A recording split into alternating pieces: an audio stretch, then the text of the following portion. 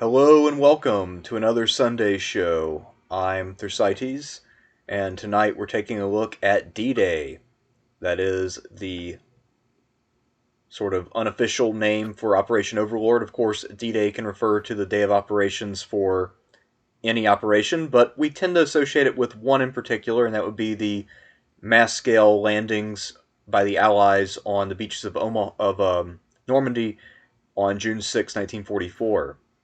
On that day, I think it was 57,000 Americans and 75,000 British Commonwealth troops landed, and this opened up a major second front in France. This was the largest amphibious assault in military history, and I'd say a pretty significant event in World War II history. And I guess just a couple of points of order before we get going on this, because we'll mostly be talking about the planning and the overall significance of D-Day rather than a lot of the tactical details. Points of order, we will have at least 2 shows in December, possibly 3. We're not sure about the 19th yet. Both of us will be unavailable on the 26th, though, so that one is already off the table. So, in the next 2 shows, we will either do Stalin and then Trump or Trump and then Stalin, depending on the availability of co-host. So, now we've got all of that out of the way. I'll bring on Sean. So, Sean, how's it going? Hello, everybody. Still a bit under the weather over here, but glad we can do. Well, well, actually, we didn't do the show last week because last week I was under the weather, and then I got a little worse. But And then last week better now. my internet was under the weather too. Yeah. So we unfortunately were able to do D-Day, and I was really looking, really like ready to go on it. In the meantime, as far as some odd fun news, the Forgotten Battles channel exploded. It has I say exploded. We've gotten about 2,000 more subscribers in the last few weeks, Damn. and that's because the video we did on Operation Mars now has 76,000 views. Yeah, I've also noticed a big boost over here too. I think there must have been a positive change in the algorithm because my channel's been growing like crazy for the last month, maybe 6 weeks. Yeah, generally the World War II videos, of course, are all the ones that have done the best. Although I think our best video is Gurganj with Genghis Khan. But and Stones River has done quite well. But yeah, I knew Operation Mars would eventually explode. I mean, YouTube, Eastern Front, World War II, that's what everybody just salivates over, right? Yeah, I mean, the success of Tick pretty much proves that. Yeah, or the guy at Military History Visualized, me and him exchanged a few emails years back, and he said he had to convert his channel to being almost exclusively World War II because, because he was like, before with the way before the apocalypse, he could do a video that would get fewer views, but now it's like you got to optimize as much as you can, which Sure. means more stuff on German tactics. Now, he did do one on tactics in the Vietnam War some months back. I was happy to see that, you know. Yeah. But anyway, yeah. So, yep, that's World War II for you. Nobody tires of it, which is why we're doing it tonight, right? Yeah, exactly. But yeah, it is amazing how there are some people who only watch World War II history videos and they have no interest in any other subject. Because I remember, because we have done some World War II stuff before, there have been people who have clicked on those videos, liked them, and then left a positive comment. Then they've clicked on another video with a title that clearly indicates that this is not a World War II subject. And then they will leave in the comment some like a really angry remark along the lines of "You deceived me. This is not World War II." So yeah, there are those people out there, and I really don't understand how you can be super deep into any historical topic while having no interest in other historical topics. But I guess it takes all kinds. So Oh my God.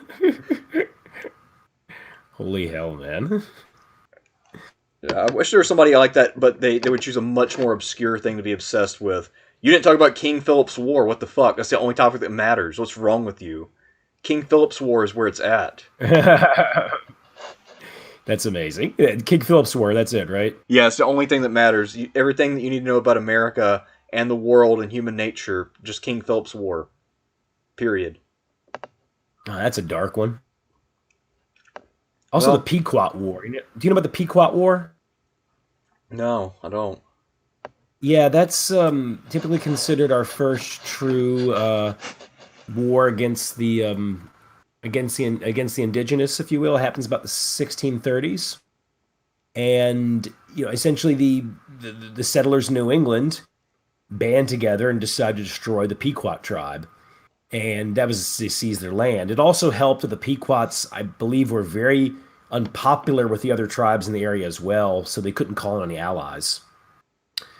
And that one's like that one, as far as I can tell, is one of those true wars of genocide in the pure sense. The Pequots were annihilated. They Right. weren't just beaten and put on reservations; they were annihilated.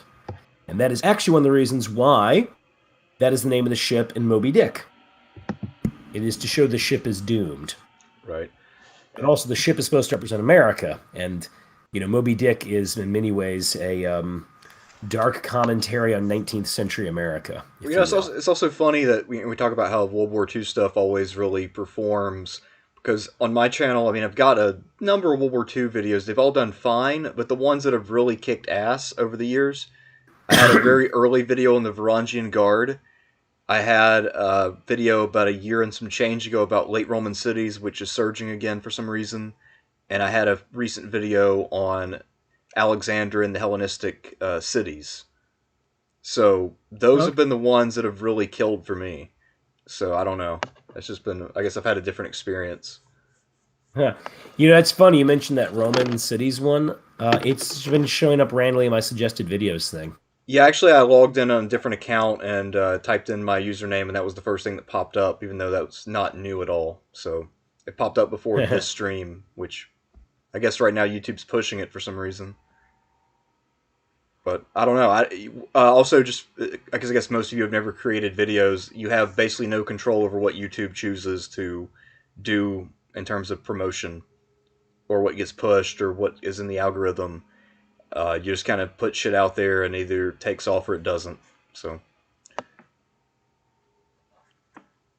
That sounds like what we've noticed as well. I mean, like I said, the Genghis Khan video. I mean, it's got 1,300 views. It's not awful for history for a small history channel, right? yeah, it's pretty good. But the Battle of Honshu we did years ago, it came out. It got about 700 800 views in a few months, and that's it. It just sits at about 800 something views. Yeah, I've noticed even You with know. the huge surge recently that has not affected most of my older videos except for that late Roman cities video. Because if you go back and Yeah. look, say 20 videos ago, 30 videos ago, they have all the numbers are much lower. So again, YouTube is a mysterious force.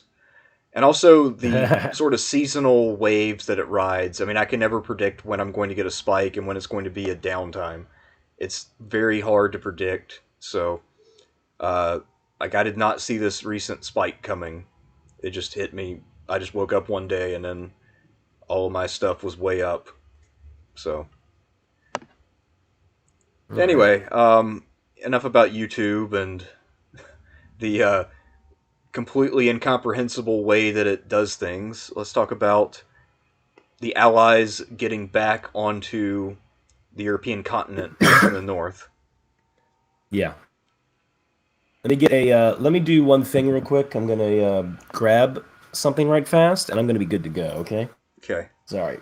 Because just realized I should probably take a little something from my throat real quick since I'm gonna be talking a bunch here. Yeah. Yeah, as a matter of course, at this point, I always have water on hand. Yeah, I've got the water. Okay, here it is. I've got it. I realized I should probably take one of these hauls I have, which I'm starting to run low on anyway. Because I mean, I'm still doing tours with this. It's not that bad, but it strains your voice. Oh no, I know what you Okay. mean. I've been lecturing 5 days a week in person this semester, and I've got allergies. And one of the consequences is that mucus flows down my throat. My throat gets sore, scratchy, and then I have to try to scream at a huge room full of 90 kids. That is not Yeah. Yeah. fun Oh God, 90 kids, man. because the microphone wasn't working for the first few weeks of the semester, and eventually they got it working. So now it's not that big of a deal, but it's basically an auditorium, and that's the first time I've ever taught in an auditorium before. And yeah, if the mic is out, then prepare for some pain in your vocal cords. Oh yeah, God, yeah. Like, especially at this time of year, you know. Yeah, So so let's do some D-Day, man. Um, so can you guess when Churchill began the plans to return to France? I'm going to guess the day after Dunkirk Roughly, yeah. because he's Um, Churchill. So yeah, I mean, it's not a bad idea to have some people on the staff planning something, right? But to be fair to Churchill in this case, he's being very realistic. Initially, what they're doing is making sure they could do raids. And of course, Churchill eventually said he wanted to have division scale raids yep, on the French coast. But at no point is Churchill going, yeah, we're going to return and, in full force and, march our tanks all the way to the Rhine. The British, their experiences in France and then especially in North Africa are going to give them a very healthy respect for Germany's tactical capabilities. Beyond the fact they couldn't do it anyway because of a lack of resources, but at the same time, they rate the German military very highly. And I think that's actually one of the things that's going to help out D-Day is that the Allies at no point really seem to underestimate their enemies. And, one thing that's going to be that's very much impressed me about this operation is the amount of planning that went into it. It is one of the best planned offenses I've read about. And of course, it does help when you've essentially been working on it. Well, you kind of started preliminary work on it in 1940, and you've been doing intensive work on it since 1942, right? yeah, and I mean there have been some test runs already in effect. I mean, the most famous being Dieppe, but also all the landings elsewhere, both in the Pacific theater and in Africa and Southern Europe. Pacific theater, though, always being a different beast in the sense that the Pacific theater, they your initial lands in the Pacific theater are not contested landings, like Guadalcanal, right? Right. There's only a very small Japanese force there. And some of the earlier other landings in the Solomons. Now, of course, Tarawa is a different deal. And Tarawa is one of the most horrific battles of World War II. And it is probably the only time the Japanese actually came close to turning back an invasion of an island.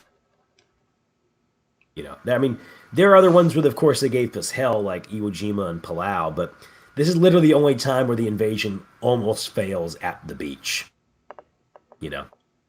Right. Um, And yeah, so they did those preliminaries with that, but 1942, I mean, as soon as America's in the war, there's going to be plans to open up a second front. The Soviets definitely want this because of how heavy losses that they're taking. And there were some plans drawn up in 1942, especially in the most desperate days of Stalingrad. But ultimately, the Americans estimated that they could never put enough soldiers to bear. If such an invasion was to occur, it would be the equivalent of seizing one of the ports and hanging on to it, like Cherbourg. right. Actually, there was a consideration for a limited landing at Cherbourg, where like 2 or 3 divisions take it and then have a foothold you can build on later on. But that operation was never too seriously considered. Instead, of course, they went with Operation Torch. One of the reasons it wasn't considered was because of the Pacific.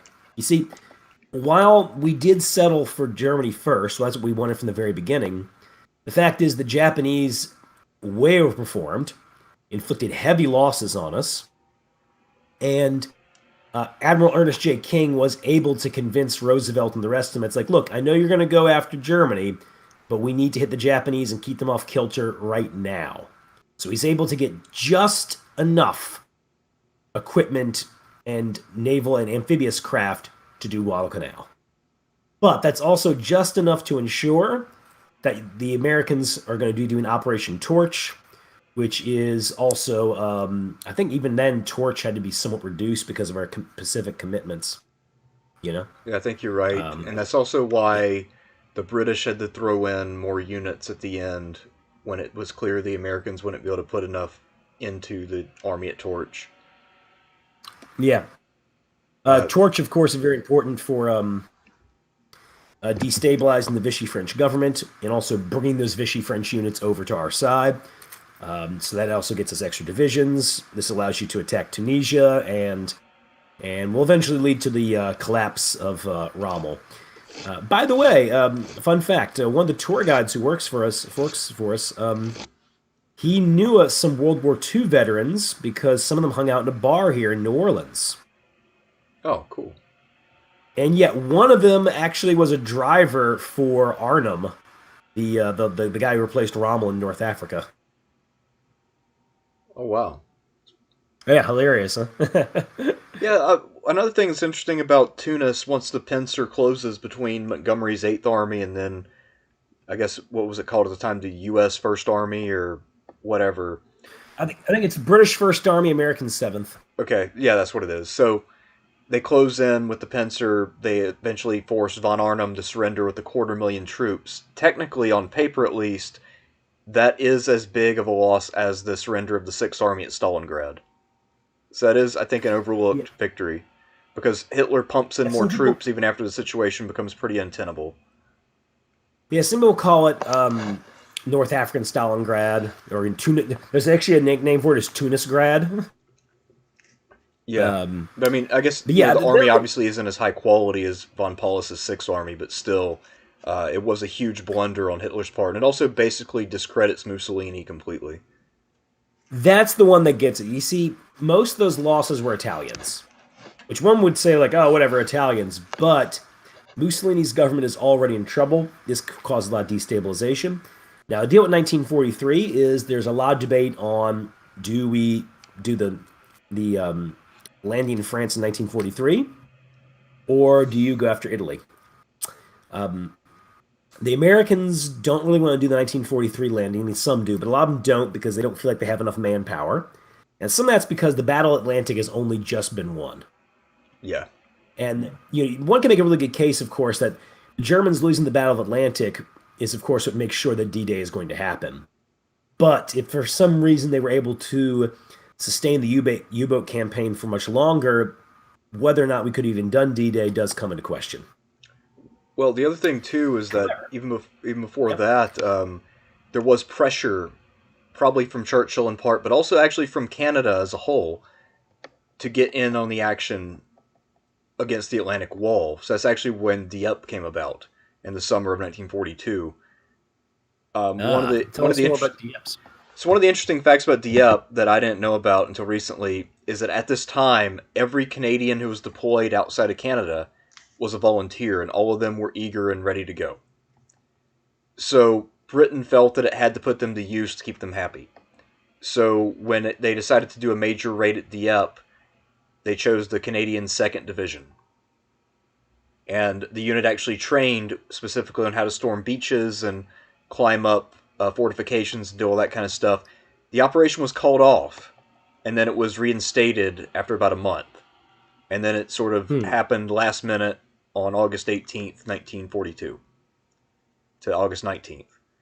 And Okay. so it's basically a one division operation, but there were a couple of self imposed handicaps. We talked about earlier how there weren't that many landing craft available. I think most of them, if I'm not mistaken, were being built at Newport News, which is the major shipping port for the Navy, at least shipyard, even to this day, from what I understand. And they were building the Higgins landers and whatever. I think the British might have had their own, but I think they ended up mostly using Higgins boats for D-Day. But anyway, at Dieppe, there are only so many landers. So this had to be landed in little echelons. So the whole division did not land as a whole. They landed in, I think, 3 or 4 waves. And another thing that really held them back is that all the gun support they got from the Navy was from just destroyers. Because the government was not willing to risk capital ships on the operation because they didn't know where the subs were. And partly, as you mentioned, at this time, the Battle of the Atlantic was still raging. So Britain Yeah. was very, very cautious about risking its battleships and heavy cruisers, and as a result, there was not enough fire support for the Canadians. And the commanding officer of the 2nd Division was on one of the destroyers, and so he was always probably an hour behind the action. So Oh, damn. it would only be after it was clear that it had failed that he could call it off. With I think it was like an hour or so after it was very obvious to people on the ground it was over that he finally decided to bail. So he did that, and it was a disaster. And I think a lot of Canadians even today see it as a massive failure, and basically the British government really betraying them in a way by sending them in on this raid that was so poorly planned and poorly supported, and had such a horrific casualty rate. I don't remember the rate of casualty exactly, but it was very high, and a lot of the men there were captured. Um, I think also this is the raid where they captured an Enigma machine, though. So that actually was you could actually count Dieppe as a victory for that Oh, reason alone. they'd gotten Enigma machines before that, though. Yeah, I think this was fairly important still because they got another one. But I mean, it's good to get another. It's good to get another one. I just don't know if it's worth those losses. yeah, but let's think about the lessons that both sides drew from this because I think this is significant. So the Second Canadian Division, all volunteer, so all the men are young, healthy, willing, and eager. They're all well equipped, well trained, especially for this operation, and yet they get their asses completely handed to them by a third-rate German division that has entrenchments. And when I say third-rate, I mean this unit is mostly composed of POWs from the east or people who are not German. Only the officers are German, and Damn. they're also using mostly World War One equipment, and then an occasional foreign captured piece. So this is a third-rate unit by any standard, but they do have the power of fortification in the high ground. So when the Canadians landed, they got shooed to hell by this unit. And both sides drew different lessons from this. For the Germans, it proved that a static defense on the beaches was the way to go, because it had worked. It was a one-on-one division versus division battle, and the inferior division with the superior position won. So that's what the Germans decided to do along the Atlantic Wall.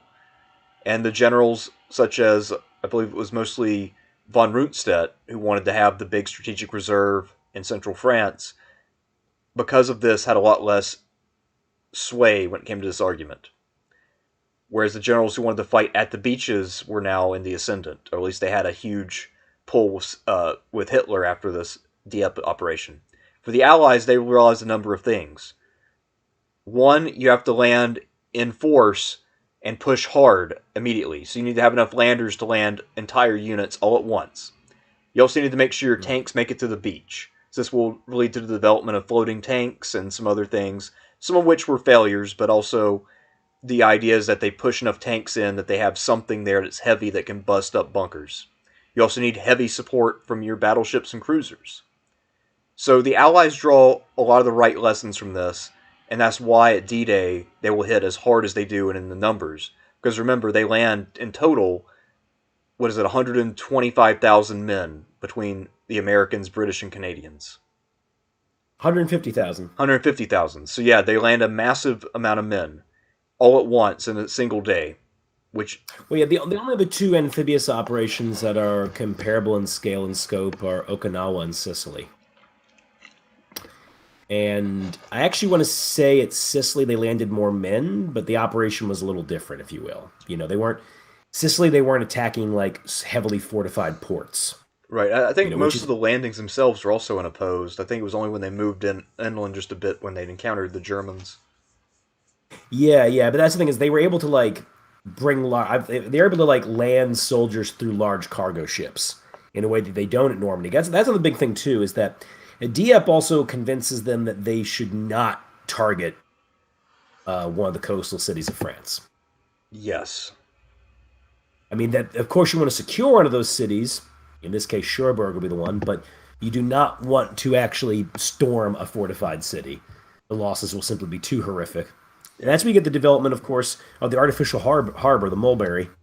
Yeah, one of the more interesting aspects of D-Day, because they knew it would take a little while to capture Cherbourg, so instead they decided, let's bring our own harbor with us, in case we don't take Yeah, it on day yeah. one.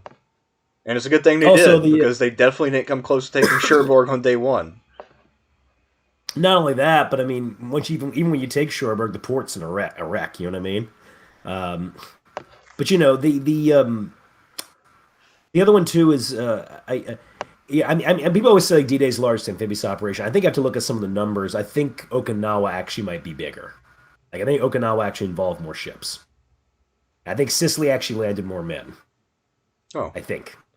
what else? Yeah. Like, because the total number of the invasion force, because they had, if you include all the aircraft that supported it directly, and all Oh, the this has support got the most ships. aircraft. Yeah, I mean the number This of one's got aircraft. I want to say it's over 10,000. There's what's 10 to 15,000 yeah. aircraft support this operation. Yes, it is monstrous. That's where it's got all of them beat to hell. And of course they're going to need that. Now we'll get into that in a sec though with the plan of that. The 1943, the decision was of course made to instead go after Italy because the resources were already there.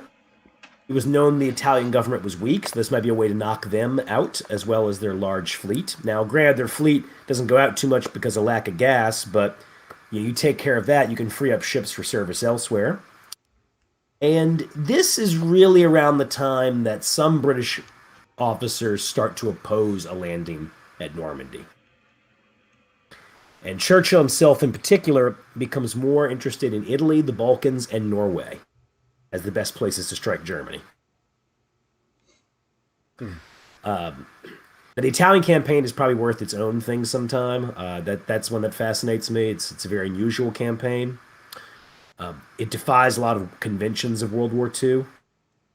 And one could argue the Italian campaign should have been far more decisive than it was. The Germans, for one, thought we were much too timid with the use of amphibious equipment, that they thought we would land further north and try to cut them off. Or you have the case of Anzio, where you do land a little bit further north, but you don't land enough men for it to be that decisive. And then Mark Clark However, gave some pretty bad instructions that were poorly executed. yeah. The thing about the Italian campaign, though, is on the one hand, yes, you do knock the Italians out when they're vulnerable. And think about that. If they had been let go, maybe Mussolini could have solidified some of his power or reduced some of the damage. But with the Italians losing Libya and then so many soldiers in Tunisia and then Sicily, almost all within about a period of about 6-7 months there, right? It's just too much of a shock. At the same time, one should keep in mind that the Allied forces, but particularly the Americans, have a lot to learn at this point. The Americans fought very well in North Africa, Sicily, and Italy, even though the Salerno landing was a near disaster. But in the Italian campaign, we really do learn better ways to coordinate air and artillery. Fun fact, right? Now, Yeah. here's one for you, too. Guess which American general was also advocating for more troops being put into Italy and, maybe not doing the whole French invasion thing? I guess Patton? Eisenhower, Eisenhower. because he's in charge of the Mediterranean at the time. He made that proposal to Churchill and Roosevelt, and then very soon they rejected it. But then very soon after, Roosevelt decides that he'll put Eisenhower in as supreme commander. Some of this seems to have been due to his diplomatic abilities, his ability to work with difficult personalities. And of course, Montgomery will be tapped to be the one to lead the actual invasion itself. Montgomery will be the main commander for D-Day, the one who's going to plan it. And fun thing, both Eisenhower and Bradley, who, neither one's a fan of Montgomery personally or militarily, both highly commended the planning that he put into Operation Overlord. Yeah, from what I understand, Montgomery was a very meticulous planner. Very, very much so. Now, I believe El Alamein's an extremely impressive victory. Montgomery had extensively studied the First World War. I consider him like maybe the greatest First World War I general ever, or something, or at least a very talented one. Or a guy who, if he could go back in And time, would have been the beast of 1914. yeah. I mean, all these guys studied the First World War, but he really studied it, and he had a list. I've seen it before. Above what he considered like the 10 best commanders of the First World War. Anyway, Montgomery does have a good idea of combined arms. He is going to wage a meticulous battle, like you said. Now, that doesn't mean Montgomery can't have flights of fancy, as we know with Operation Market Garden. That's when he gets, I feel like it's when he gets frustrated, if you will.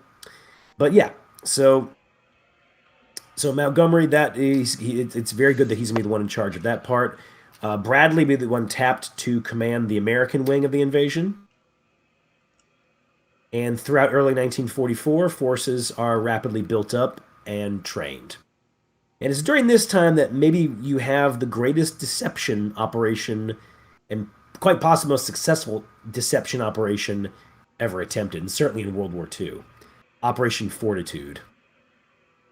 That is to confuse the Germans as much as possible over where the landing is going to be, how many men. I mean, they create dummy units. Of course, they famously gave George Patton command of an entire Phantom Army. Oh yeah. And yeah, oh, here's another thing too. Orders for them within the actual soldiers who were getting ready for D-Day, the orders were actually being done over telephone, and then they were broadcast from other locations to make the Germans think the army was stationed there. They set up dummy units for an invasion of Norway, which was supposed to be Operation Jupiter. Yes. And yeah, and the other one too is the German agents who had landed in Britain had all been compromised. You know, like essentially what happened is the Germans would like land an agent in Britain or something, right? Or they would turn somebody. The British would find out about it, go to him, be like, okay, you get two choices: either you die or you give them false information. Some of those guys chose death, of course. You know, Right. but for those who didn't, there was one in particular whose name escapes me. They're constantly feeding the Germans false information. And I yeah, think the German Germans were intelligence. absolutely convinced that Patton was going to be at D-Day.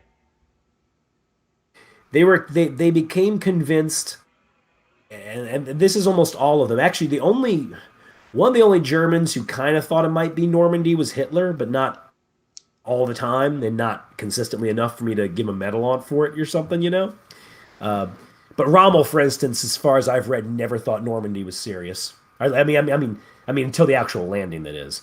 I mean, before that, he didn't seem to consider Normandy a major one of the points they would actually hit. Yeah, I think it was only They there's all only believe one guy who saw Normandy as a viable target among the Germans. Wasn't it von Rundstedt who said Normandy could be the place? But then both Hitler and Rommel were saying it had to be Calais. Rommel was big on its Pas de Calais. Hitler would go between the two. Actually, within the lead up to the invasion, Hitler actually was saying it could be Brittany or it could be. Sorry, he himself was thinking Brittany or Normandy. But the thing about Hitler is that he still thought it would be tied to a port, so he wasn't thinking Normandy where he hit them. He was thinking Cherbourg. Yeah. You know. So anyway, this deception operation is very successful, and of course it also helps that we are reading the Germans' mail essentially. I mean,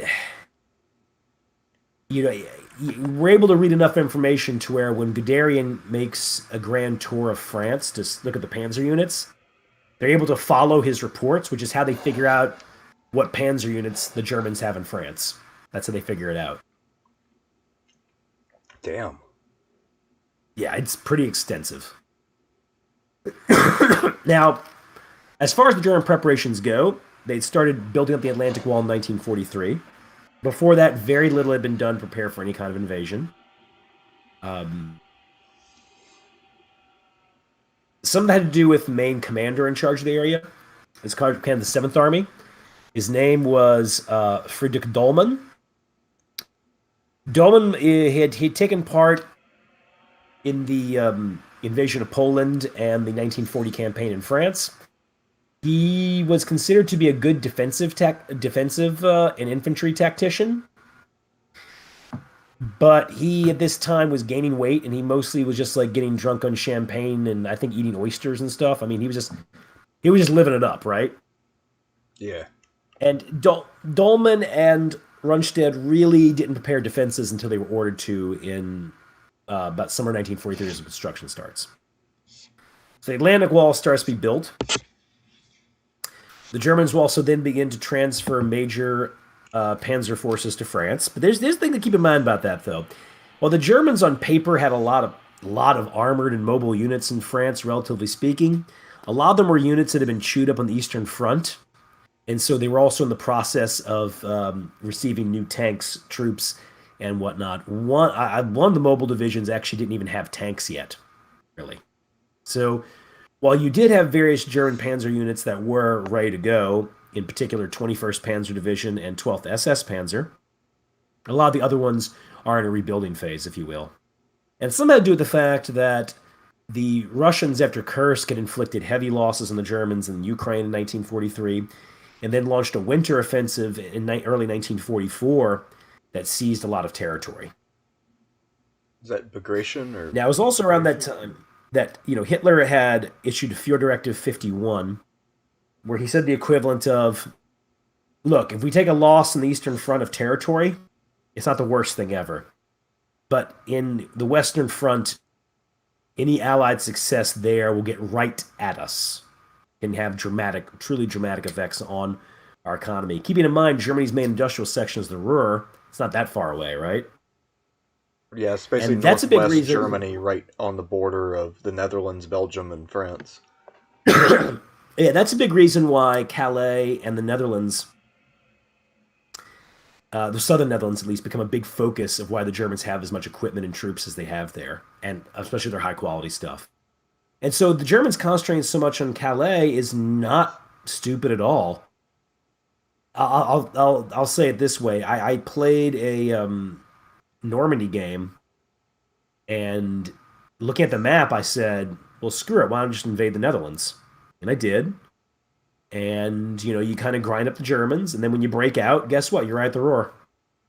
So the Germans are very wise to concentrate their strongest and best forces there. It is where their position is strategically the most vulnerable. Yeah, You know, absolutely. I mean, I guess they had to concentrate troops there to prevent that from happening because that would be the worst case if the Allies landed there successfully. and you got to think of the other ones too. I mean, the Allies could land in Brittany, but Brittany's further away. The advantage in Brittany is it has a lot of ports, though. So if Yeah. you're able, by the way, some of those ports in Brittany, some of those ports in France, they were still like fighting over those ports at the very end of the war. Yeah, because they didn't put many resources into capturing Brittany. Um, but Yeah, also, Brittany, the other thing with that too is that it's basically a peninsula. So if the Germans decided to seal it off, it would be very hard to bust out. but it does have a good infrastructure once you get it going. Now, one thing that was never really too seriously considered was the Bay of Biscay.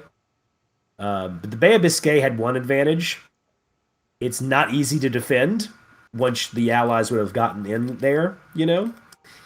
Of course, air cover would have been horrendous. It would have been hard to move a fleet over there without the Germans noticing it. So probably no sense of surprise. But the terrain in that area is not conducive to defense. Right. The problem too was logistical for the Allies because if you have a shorter supply line, say from Britain to Normandy, that facilitates a pretty rapid movement of men. But going all the way to the Bay of Biscay means that it would take forever to move supplies and reinforcements. So it would. Unless I you mean, it would catch Germans capture. out of position, but the Allies would also be fewer in number and more poorly supplied. Yeah, it's. I mean, it's definitely like the weakest one. The only thing I would say going for the Bay of Biscay option is just the terrain is not good for defense, And also, there aren't that many and there's no Germans real. there. There really aren't. Um, and I mean, if you somehow had captured one of the ports, you'd be in good position. Normandy's one disadvantage was, you know, the only two big you have two big ports there, Cherbourg and Le Havre, but they're both heavily fortified. And so the Allies, by doing it the way they do, landing between those two ports, essentially say, we're going to do this with a difficult logistical situation. I say difficult because even though the distance is short, you can rely on your Mulberry Harbor, which if those got wrecked in a storm very soon after being installed anyway. Otherwise, you have to land your supplies straight on the beach, which they do, and it works, but it's not as good as having a fully functioning port. Right. It's just not going to compare to that. There was the Southern France option, which is Operation Dragoon, of course. That turned out to be very successful. Operation Dragoon is a very underrated operation. When it occurs, the German position in France was already falling to pieces, but dragoon causes a complete collapse when it does occur. Yeah, because it Um, completely undermines the German defense in North France by creating the danger of a pincer. So they basically have to exactly. abandon pretty much all of central and northern France without really fully fighting for it. And then it also exposes them as they're retreating to the Allied Air Force, which at this point is basically God tier. Yeah, and that's one of the best things in the lead up to one of the biggest things in the lead up to D-Day is beyond the deception stuff and of course meticulous planning being done by Montgomery and the people underneath him and Bradley is also the air campaign. Now, the guy Spatz, who was in charge of the Air Force there, and also Arthur Harris, known as Bomber Harris, they both essentially opposed. Well, I'm not about Harris necessarily, but Spatz actually opposed entirely landing in France. He said, "What's the point? You might get chewed up. We can just bomb Germany into submission." So he was very much a devotee of that air school that said all you need is strategic bombing. You know, so instead they're able to force the Air Force to commit heavy resources to tactical bombing and bombing missions that the Army wants, in particular, destroying the German rail network. Because keep that in mind, Germany's logistics are such that they have to rely on the railroads in particular. This, of course, very much restricted them in Russia. So if you're bombing these railroad yards, if you will, and causing that much disruption, I mean, keep in mind, attacking factories could work, right? But usually those factories could be backing up and running in a month. And you can't just bomb everything everywhere. You don't have enough aircraft for it. And plus, you are taking heavy losses. That's something to keep in mind, too. The early 1944 air campaign is absolutely decisive in the destruction of the Luftwaffe. The Luftwaffe of 1943, while no longer dominating the skies, could still contest them. Even in Italy in 1943, the Luftwaffe gets in its fair share of success. But so much of the aircraft has to be brought back to Germany to defend. And there's a massive pilot training program. And of course, German air industry revs up as well. But the losses in pilots are absolutely horrific. By the summer of 1944, the Luftwaffe is broken. And while there were still a few of those pilots around with the insane kill counts, they were very few in number. Most of them were dead, and almost all of them were in the east. Yeah, when they racked up those kill counts. Yeah, Which especially actually back when reminds me the of the, Russians were still flying in like trios and trying to keep formation and a bunch of dumb shit like that. yeah. Yeah, one of the guys was there was this 100 ace guy. His name, guy, I forget his name. He's in the movie The Longest Day, though. And he shot down 101 aircraft in his career. And what's interesting about his career is he only shot down Western allies. He had no Russian kills. So that means he's probably actually the best, even if the other. I think that the guy who had the highest count was like 300, but he's probably actually better because his kills were much higher Yeah. quality. Well, you're talking about Hartman. Hartman was very good, though. But yeah, yeah. So, yeah, he shot down like over 60 Spitfires, for instance, this guy. Um, so, yeah, but you've got those guys. And, the Luftwaffe, though, they're taking horrendous losses. They can't keep up with it. They cannot prevent the destruction of the railroad network and various other facilities too. Interesting thing happened though. Uh, Churchill wanted them to stop a lot of these bombings because they were killing a lot of civilians. Right. Like he'd have bombing raids. You'd have bombing raids that would kill like hundreds of Frenchmen or Belgians. And Churchill was telling them to stop it. We're looking bad. And FDR essentially said, "Nah, keep it going." Uh, Franklin Roosevelt, of course, saying, "I would not want to question my military commanders." And as you know, that's the thing with that's the thing of Roosevelt as opposed to Churchill. Roosevelt really does leave. I mean, he's going to dictate policy and some very grand strategy, but he's going to leave those kind of decisions up to the military officers. Yeah, I mean, because I guess he was self-aware enough to know that he didn't really know that much about how to conduct military operations, whereas Churchill, I think, harbored some delusions that he was a bit of an expert. Yeah, well, Churchill was always more of a micromanager in general. Roosevelt never really was. I mean, even in domestic policy, where he would, of course, have more of a hand in creating things, but even then, he could be fairly hands off. It's more about appointing the guy who think He's going to do the best job with that.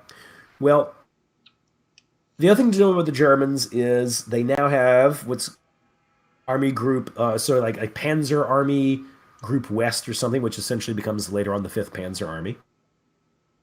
And Rommel wants full control over it because Rommel's belief is to try to do what they did at Salerno.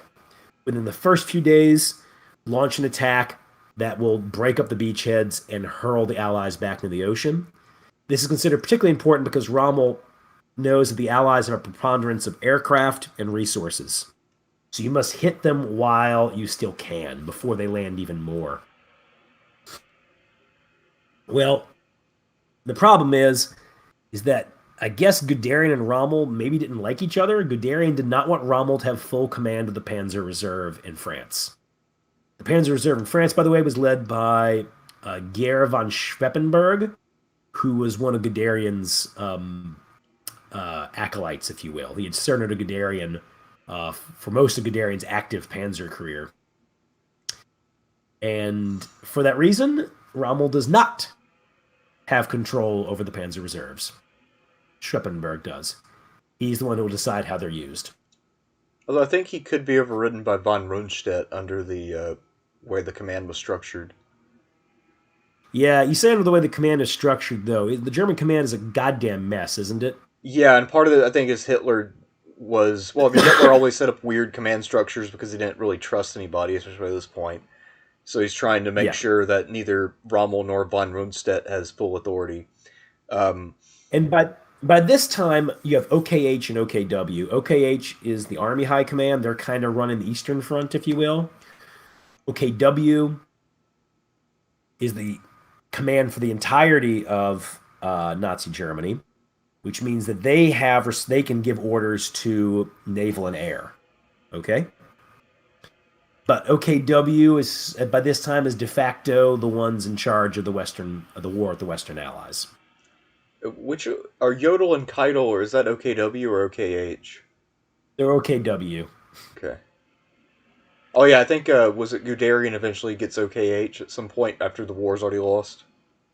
Yeah, he gets OKH after the bomb plot because around that time the OKH chief of staff has a nervous breakdown, so Guderian gets that position.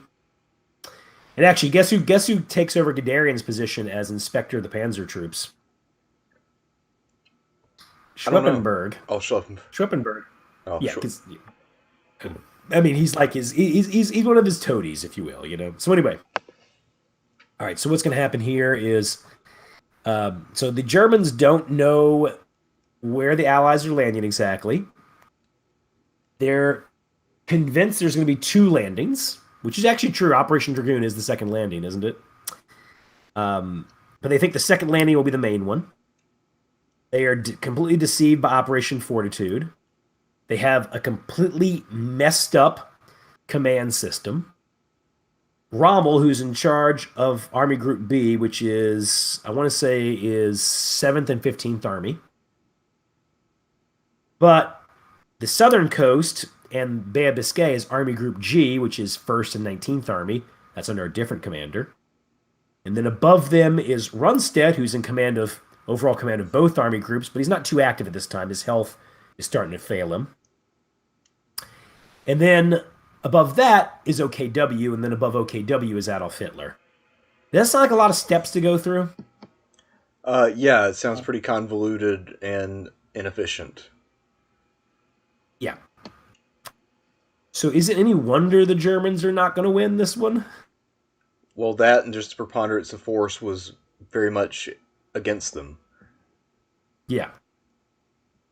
Well, now you're going to get the second front opening in June. Do you have any comments for the planning, though, or anything else right now? Not too much. Aside from one thing that I found interesting is that even after Dieppe, apparently throughout the entirety of the war, and this includes after D-Day, where the Canadians once again take a lot of losses, did you know that of the Canadians deployed to the Western Front, 96.5% of them who engaged in combat were volunteers. Only 3.5% were actually draftees. Damn. even though the majority of people in Canada who served were drafted, but in terms of people who fought in combat, it overwhelmingly was volunteer. Whereas, Interesting. by contrast, in America, there were 16.1 million men under arms, and of those, 6.1 million were volunteers. I don't know the numbers for who served in combat and what percentage served in combat, but I just found that fascinating that Canada was able to do that. Hmm. So, yeah. I guess that explains why the Canadians typically did pretty well in all of their operations because all the men were eager to be there. And if you'd like to know more about the Canadians in World War II, Forgotten Battles is a wonderful episode on the Battle of Ortona in the Italian campaign, which was one of the first times the Canadians saw major combat, and they did quite well taking on German Fallschirmjägers. So check that one out.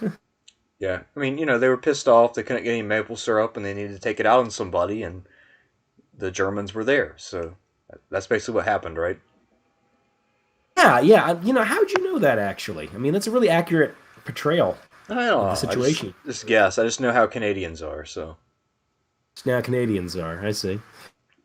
Well, all right, sir. I get a sip of water here real quick. Hmm.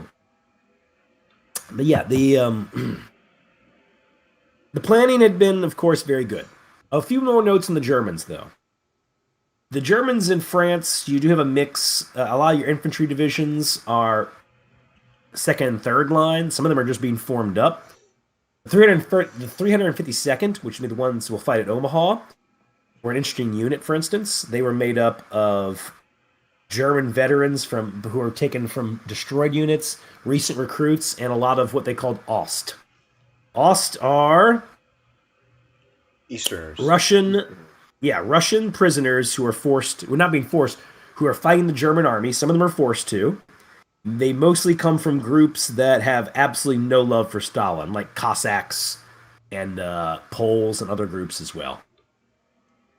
You know, and Ost make up a lot of the German static divisions, which are the ones actually manning the the coastal positions.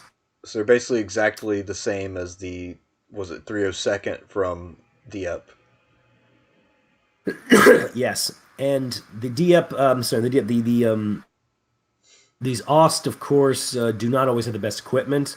Now, we were mentioning about the German Panzer divisions getting retooled. 21st Panzer Division was actually given French tanks from 1940. I mean, not exclusively; most had Panzer IVs, but still, they had a few Char Bs. Yeah, I mean the Char B, to be fair, was at least heavy. It could take hits.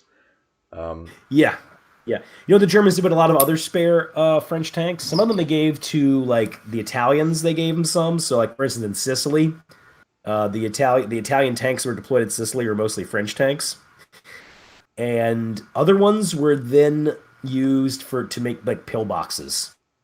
So you'd have like a defensive position that would just be like some old French tank turret, if you will. Sounds about right. And also, of course, one of the most famous fortifications that the Germans put up were Rommel's asparagus, the Yeah. sharpened stakes that would stick out into any oncoming force to slow people down. And that's actually the sharpened stakes, abatis, that is actually an ancient fortification method that Romans used in their camps every night. So actually, those are very well proven as a defensive measure, and of course, they were a massive pain in the ass for the men landing on the beaches. Oh yes, very much so. Very much so. They also Well, gave the illusion of providing cover, and they really didn't. yeah. the they told Stalin they'd land in May. Instead, it's going to be June. They specifically went to attack when the moon is full and they have the best current and tide. The landing is supposed to be for June 5th, but then the indication is that the weather is too bad. At the same time, the Germans receive notice how bad the weather is, but the German meteorological stuff, just because of their situation, it's just not as good as the Allies. They thought they thought the English Channel was going to be stormy and rainy and windy for 2 weeks. So a lot of German soldiers and officers are granted leave around this time, most famously Rommel. He will leave to go to his wife's birthday and to meet with Hitler to try to convince him to send more panzers to France. Yeah, and I think it's worth noting too, Rommel's wife during this time was having health issues, so Rommel was a bit Yeah. distracted in general and was trying to visit home as often as he could. Yeah. No, exactly. So you have a German military that's pretty unprepared. There was some people who got nervous though about that French poem. Do you know about this? No, I don't know about this. It the signal to the French resistance. Understand that the French resistance was pretty weak in 1940-41. Right? Some of that's because the French communists were instructed by Stalin not to attack the Germans, and they followed their orders. You know, uh, but also a lot of Frenchmen thought, hey, Britain just bombed us at Merzl-Keber. Who the hell cares, right? War will be over soon. By 1943, the French resistance is doing good recruiting. They're getting a lot better. And there was a signal to all French resistance fighters that we heard this on the radio that invasion was imminent, in which case they were to attack every railroad that they could. And there's a line from a French poem that goes this way: "Fills my heart with a monotonous languor," which is repeated many times in the great film The Longest Day. If anybody's seen that one. You seen that one? I've seen parts of it, but I've never watched the whole thing. I know it's the John Wayne D-Day from the early 60s, but the parts It's I have great, man. seen, yeah, to me, I guess I saw it a little bit when I was a little kid. I thought it was boring at the time. I guess I have to rewatch it now. It's great, man. They have really well staged scenes. You got just about every actor of the time is in there. Sean Connery's in it right before he became James Bond. Uh, fun stuff like that. I found out two fun facts with Longest Day before we go on. So Richard Burton and Roddy McDowall are in the movie, and the reason they are is because they were bored at the time, and they were making a movie. I think it was Cleopatra, Oh. and they just called up and said, "Hey, we'll be in the movie for free. We're just bored." So they both have scenes in the movie, but they're really short. Like they're really good. Like Richard Burton has two scenes that are excellent, but the combined screen time for Richard Burton in the movie is like 3 minutes, maybe. You know, Roddy McDowall, maybe like a minute. But the other one too was John Wayne. Every to keep the budget under, every actor in the movie was paid $25,000. At least all the main actors, right? Yeah. John Wayne gets paid $250,000 because he didn't like the producer of The Longest Day. The producer of The Longest Day had insulted him, so that was his way. That was his form of payback. Yeah. So anyway, where was I? Yeah. So uh, the Allies have their own meteorological meeting, and is determined on June 4th to land. Now, the line they gave Eisenhower was, "Okay, we'll go." Apparently, he probably didn't say it that way.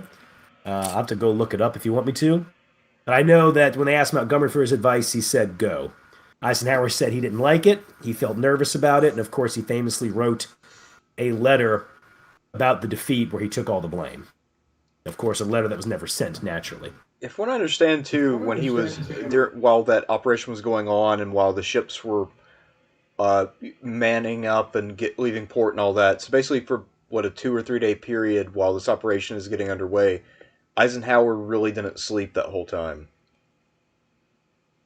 He No. was chain smoking and writing letters of resignation and speeches to announce the defeat and all kinds of things in case things went south. Yeah, which, makes, of course, perfect sense. And they do expect heavy losses. The expectation of casualties for the landing was around 20,000. Not inconsiderable by any means. That's basically an Um, entire division and some change. yeah. And you're landing 5 divisions, which, well, I'll get into the landing points in a minute as we go through that. In one way, of course, the nervousness is one of the reasons why it's successful. They Everything was done to make sure that this succeeded. And I say that, and that sounds kind of silly, right? But Compare this to the German landings in Norway in 1940. Now, in my opinion, that is the boldest amphibious operation in history. Because in the face of the largest navy in the world, the Germans decided to try to just slip past them and take Norway, and barely do it, and suffer heavy losses. Right? But when you look at the planning for Norway, the German planning wasn't terrible, but it was a lot more just we'll figure it out as it goes along. Right? Right. I mean, this thing right here is a model of meticulous planning.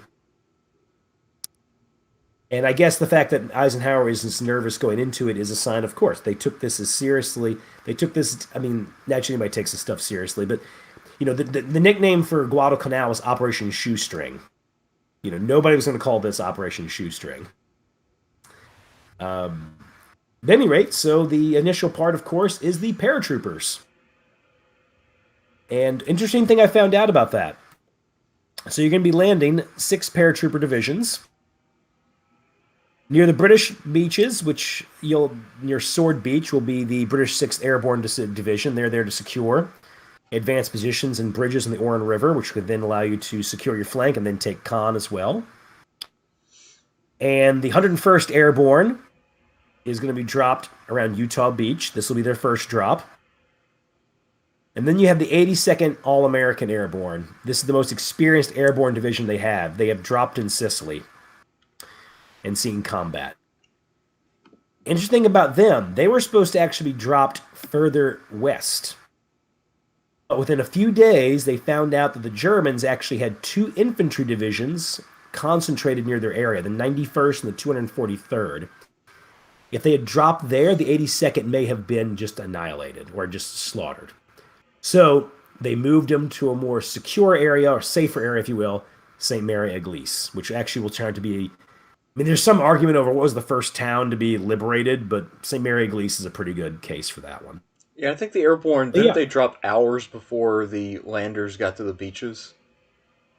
Yes. They in the early morning hours of June 6th, so they're dropping throughout the night.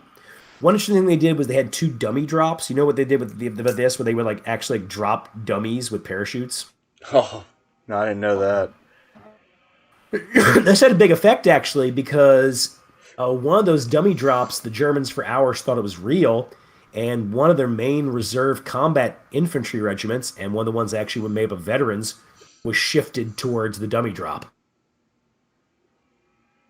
Nice. Yeah, so but think about though, we're able to know that much about the Germans that we knew where 2 infantry divisions were. If they didn't know that, 82nd Airborne gets dropped there, and hey, anything can happen, but their losses definitely would have been heavier.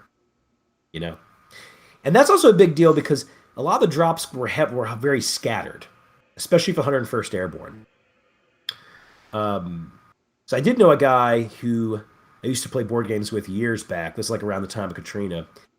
And one of his relatives was in the 101st Airborne that dropped on June 6th.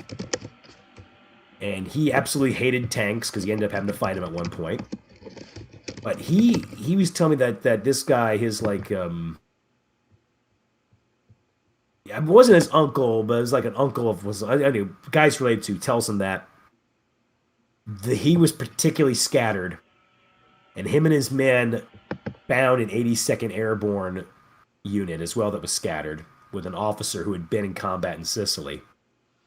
And because he had seen action and had done well, he knew exactly what to do. And he's essentially like, that guy saved our life because he knew what to do at that moment. He's like, we had no clue. We were terrified. Yeah, I mean, you're in a place in France, like, where the hell am I to begin with? And you think about that too, considering in many ways how poor the paradrops were in the sense of how scattered they were, against a German opponent that would have been stronger in the area and better prepared, that would have been a disaster, right? Oh, absolutely. A complete disaster. But once again, the Germans didn't put a lot into this area of Normandy that they're landing in. Why? Because there's no major ports nearby except for Cherbourg. And what do you know? Cherbourg is where you have those 2 infantry divisions are nearby. Because the Germans, Hitler around this time was thinking Cherbourg might be a target, so he started shifting men that way. And where did the British 6th Airborne land? Just north of Caen. They're a bit to the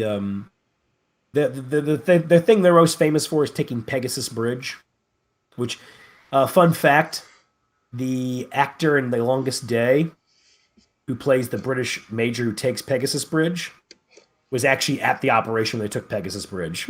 Well, that's pretty cool. Yeah. I guess he's probably And a they offered private when him, it happened, though, and then later on he's a major yeah, yeah. in film. So he got to play as commanding officer, you know? That's pretty cool. That's pretty cool. Yeah. So, okay, we've got five landing positions: Utah, Omaha, Gold, Juno, and Sword. By the way, the names of some of these beaches and the operation was accidentally given away in a crossword puzzle, and such was the attention to secrecy that the Allies played that the crossword puzzle guy was interrogated to see if he was a German agent feeding information through the crossword puzzle. Anyway, he was not. So basically, the But only piece regardless. of accurate information the Germans got, they were so skeptical of that they just threw it out. Well, I mean, they probably didn't even look at the crossword puzzle to begin with. It's just, I mean, there was one American officer who accidentally mentioned some of the landing details to another American officer. And when that was found out, he was thrown in jail for a year and stripped of his rank. I mean, when it comes to secrecy for this operation, they are not fucking around. They will interrogate a random crossword puzzle dude thinking he might be a German agent, Oh, which that's is kind of goofy to begin with, but whatever, you know? also, why But would you hey, make the crossword puzzle though? I don't understand that part of it. yeah, like why would you make it a crossword puzzle so they would know things? I don't know, man. But once again, as kind of goofy as it is, it does show that how much the Allies take this, the degree to which they're taking their opponents in this operation seriously. A key reason for its success, beyond the material preponderance. Anyway, we get Utah Beach, where the U.S. 4th Division lands, led by Theodore Roosevelt Jr. You know about that? Yeah, I think he was technically the second in command of the division, though, right? Yeah, he was second command of the division, but he landed on the beach with the men. Fun fact about it: Utah, they landed a mile out of position from where they were supposed to be, which might have been for the best because they actually landed away from where the Germans were stronger, so they were able to penetrate much faster. Um, Yeah, from what I understand Roosevelt, too, for his Roosevelt Jr. Already had a bad heart condition, so I mean he's out there leading men, but he really shouldn't have been there. But the only reason he was there is because he was able to pull some strings. exactly, and he died a few days later, but he got the Medal of Honor, which supposed because he's like, he was with his men with a cane, rallying them, getting them to go forward, pressing ahead. Remember, the Utah Beach is the one that gains the most on the first day. But I think some of his Medal of Honor thing actually might have been a little political too. I mean, once again, his relatives, the president, Yeah, I mean his his dad dad was used a to be. former president, one of his cousins is president, and then Kermit Roosevelt was in the OSS. So I mean between those connections, he was pretty set up. He did do very well for sure. So anyway, Utah Beach, the Americans lose maybe 300 men at Utah. I mean, it's a cakewalk, really. Yeah, I think also it And was, I get the landing is just they get off the craft. The Germans don't really know they're there until they start moving in. So it's yeah, the exact opposite of Omaha Beach with all the famous beach landing scenes that we see in movies with machine guns firing at them from the embankment with the fortifications, and you also have artillery shells landing. I mean, it's the exact opposite of that. It's basically you just get off the craft and you're on the beach. yeah.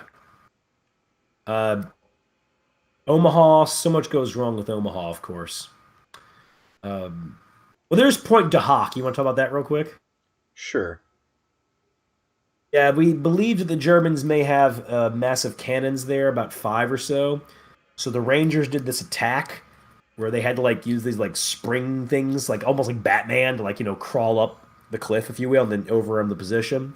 Right. Uh, it was done under fire. It's pretty, pretty crazy feat. But when they get there, they find that none of the guns are in position, and the one that was had been damaged previously. So so much for that. Actually, fun side Omaha. note: Call of Duty 2 has you do that scenario at Point de Hoc. Yeah, I've read though that Pointe du Hoc in some ways is overstated. Like the Germans that were there were few and not very good.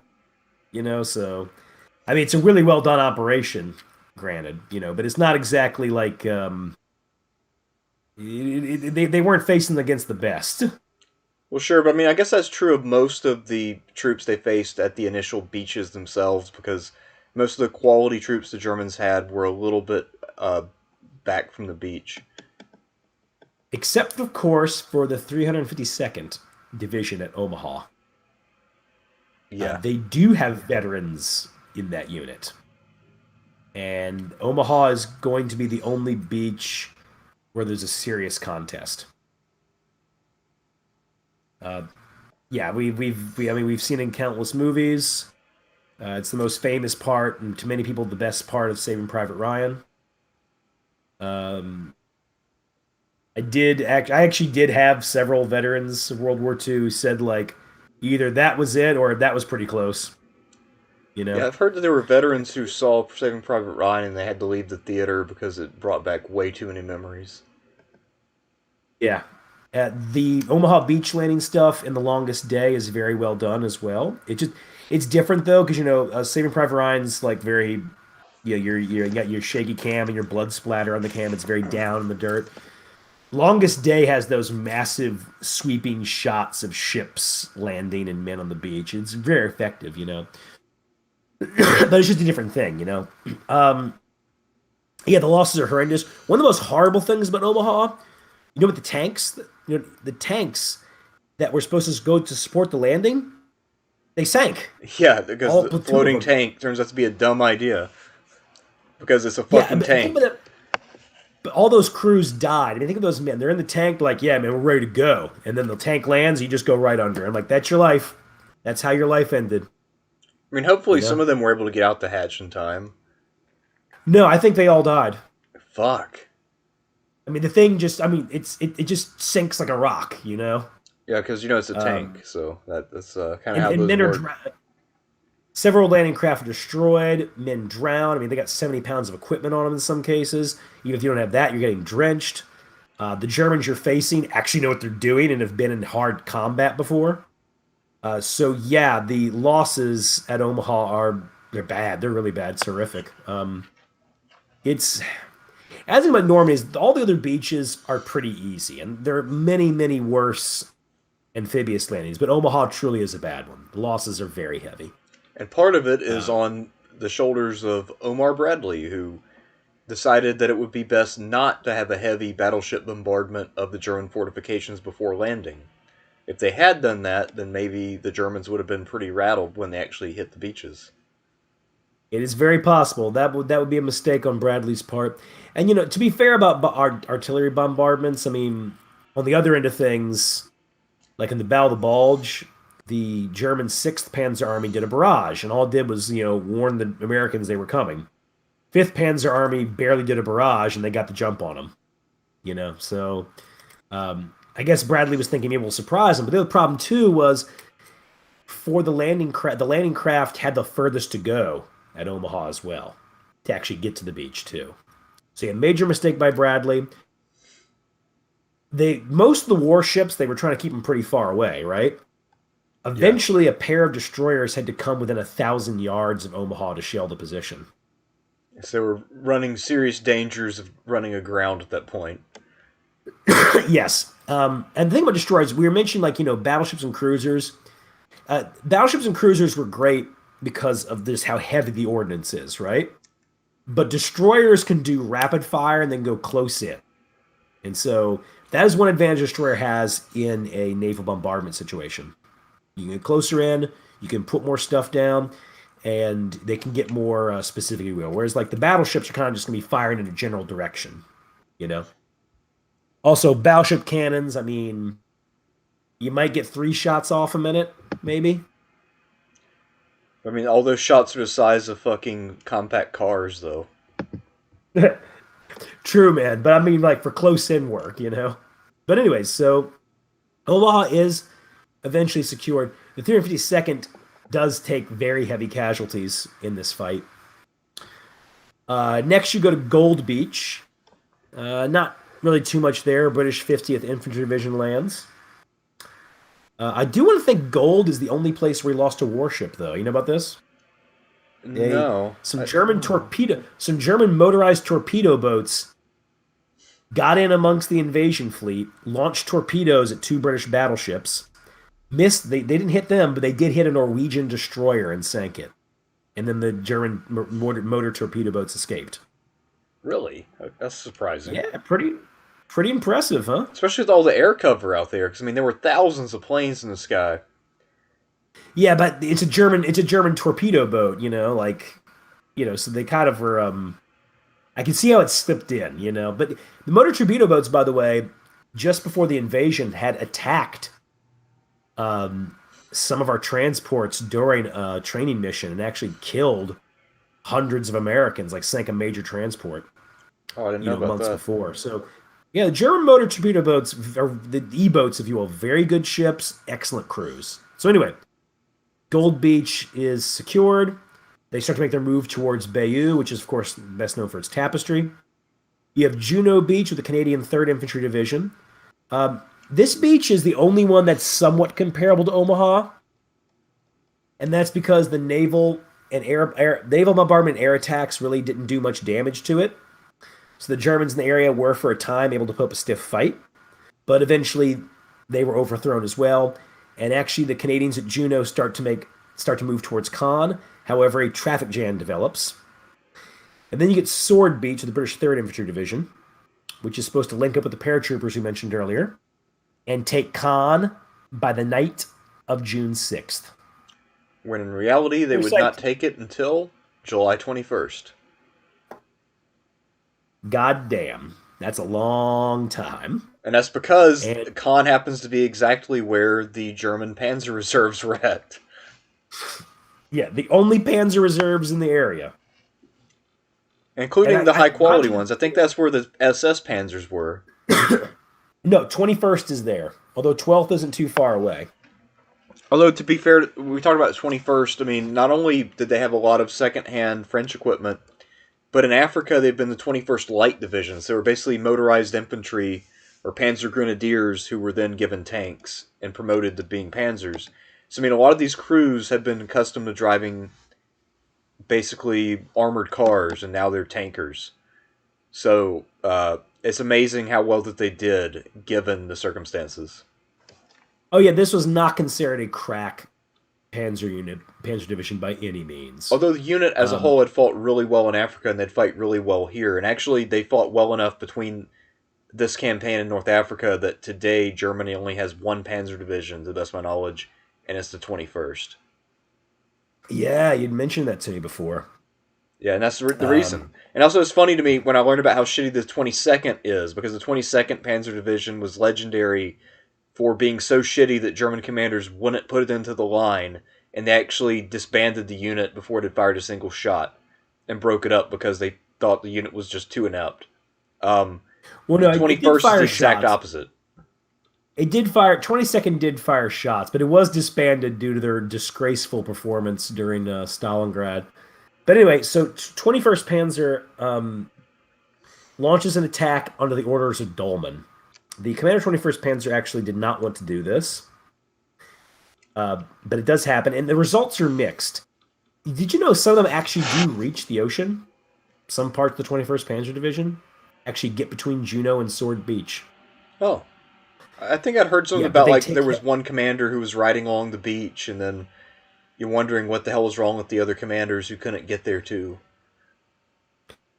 Yeah, I mean, but the other thing, too, is that when they got there, a lot of aircraft were coming by, and so they kind of panicked and fled. But still, 21st Panzer attacks around Sword. Now, they do take heavy losses for that. The commander 21st was right about that, but I would make the argument that the 21st attack is one that and the traffic jam at Juno Beach is why Caen doesn't fall on the first day. And also, 12th SS Panzer is in position within a few days as well. 12th SS Panzer is made up of Hitler Youth, by the way. So the unit has never been in battle, but just about all of its officers are combat tested, and it's a very well trained and motivated. So, inexperienced unit, but a good inexperienced unit. Well, interesting one for me though is that within those next few days, the beaches starts to the whole thing's about trying to form a continuous beach and land as many men as possible. Within a few days, the Germans are actually planning a massive Panzer offensive into the beachheads. And then what happens is we find out where their command post is located, and we bomb it. Schweppenberg is wounded, and much of his staff is killed in the bombing. So the attack cannot happen. And this campaign really teaches you the value of intelligence, right? Yeah, Yeah. for sure. Yeah. So at any rate, now the beachhead starts to form, and within a few weeks, we have you get your mulberry set up, you start having actual air bases there. There's almost 1 million men and personnel at Normandy within a few weeks. Pretty crazy, huh? And that's about the time when Hitler's finally convinced this is definitely the real landing. It's not a diversion. Because at first, for was a week or two, he thought this was a diversion, so that way the Germans would move their reserves in, and the Allies would hit somewhere else in greater force. Actually, no, he still thinks it's a diversion. Even 3 weeks in? From what I remember reading, almost into July. God damn. You gotta understand, though, it's not just him. The deception operation was very effective. You know, uh, Yeah, it's I guess kind it of was. about a late June. There's an interesting conference that happens. Rommel and Rundstedt, which they'd had their disagreements, but they were cordial, though. They didn't hate each other. They just disagreed about some stuff, right? But anyway, they go to have a conference with Hitler. Hitler threatens to fire Doleman. Both the men try to keep Doleman around. Anyway, Doleman gets fired. He then dies. There's some debate about his death, but it appears he committed suicide. And then after that, Hitler gave him the Knight's Cross. Or, gave him like oak leaves to his Knight's Cross or something. Right. Hilarious, huh? And it was around this time that essentially Rundstedt was advising Hitler to essentially end the war.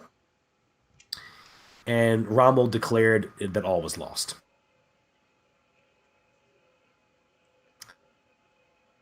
Damn. Anyway, Rundstedt was removed a few days later. He was replaced with... Or did nobody replace him? No, that's right. It wasn't until Rommel was wounded they sent Kluge over. Oh, yeah. Von Kluge. Yeah. So, yeah, within a matter of weeks, there becomes a kind of cloud over the German high command. And it was also in early July that Rommel is told that Hitler will be assassinated. Because by that time, something else had happened that was bigger than Normandy. And that's Operation Bagration in Belorussia. Also known as when Ernst Busch became the official god of war. Yeah. Army Group Center, just to talk about that in just a little bit. Army Group Center had problems, of course. Most of the German panzer forces had been deployed to the south and center of the Eastern Front. In the south, because the Russians had made a lot of gains there, and they were still attacking. And the Germans expected the Soviets' main push to be in the center of the line. Army Group Center itself is kind of holding the north of the Eastern Front, if you will, along with Army Group North. They're in an exposed position. However, Army Group Center had a reputation as an excellent defensive unit. The Soviets had lost numerous battles attacking them. The most famous one was Operation Mars, the video I mentioned earlier, which you all can check out on Forgotten Battles. And one thing about Operation Mars, one of the reasons the Germans were able to succeed there was that they had pretty robust panzer reserves. This time around, Army Group Center doesn't. Not only the panzers somewhere else in the Eastern Front, guess what? There's a lot of panzers in France as well. So, in addition, the people who were leading... von Stauffenberg is the one who's going to plant the bomb next to Hitler, right? von Staffelberg is Steuffen. involved in the Or wait, it was what's up? Stauffenberg, right? I thought it was Staffelberg. I think Either it's way, Stauffenberg, he's but got Tom he Cruise, basically. plants the bomb. Yeah, Tom Cruise. So he plants the bomb. The thing is that he was part of the German Reserve Army, which is the ones deciding replacements. Replacements aren't actually going to Army Group Center, and a lot of replacement stuff is messed up at this time, partially due to bombing, but also because a lot of the replacement upper staff is involved in a plot to kill Hitler. So, when Army Group Center was attacked, I believe it was for the anniversary of Barbarossa, about June 22nd, 1944. Armor Group Center is, within a matter of weeks, destroyed. The lost Armor Group Center is something like 300,000 German soldiers, and not just any soldiers, veterans. Defensive veterans, too. Many consider this the worst defeat the German army will suffer in World War II. One historian famously said it's worse than Stalingrad. I agree. It is. Yeah, and the Soviets have blown this hundreds of miles long hole right into the lines and start pressing straight towards Warsaw. And the combined, the Normandy landings and this is what puts this is what makes the plot to kill Hitler, how shall we say, accelerate.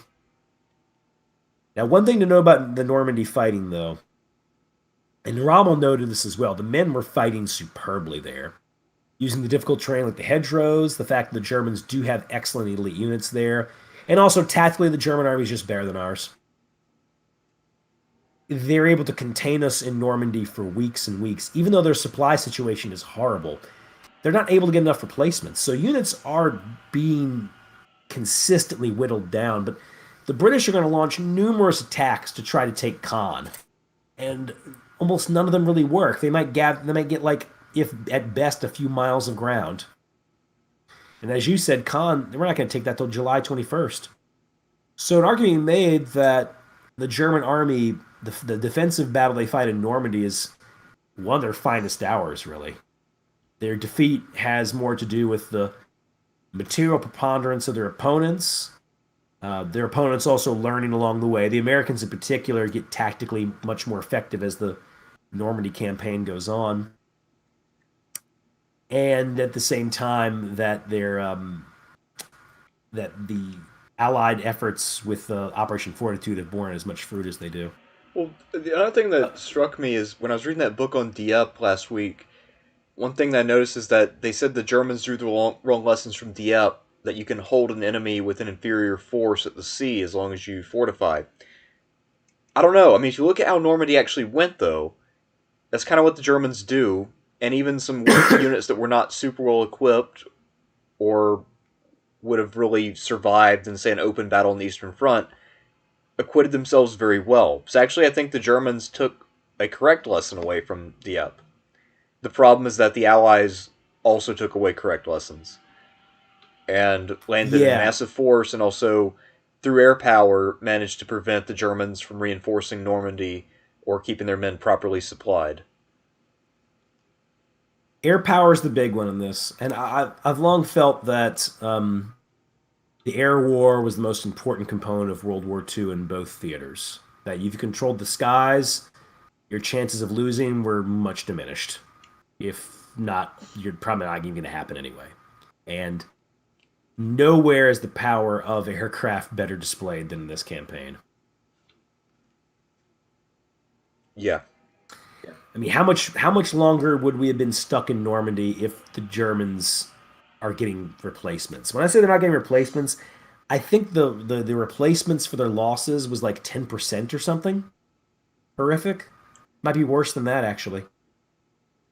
Yeah, so basically attrition was the way to go if you're trying to break out of Normandy, which is, I guess, effectively how we did it.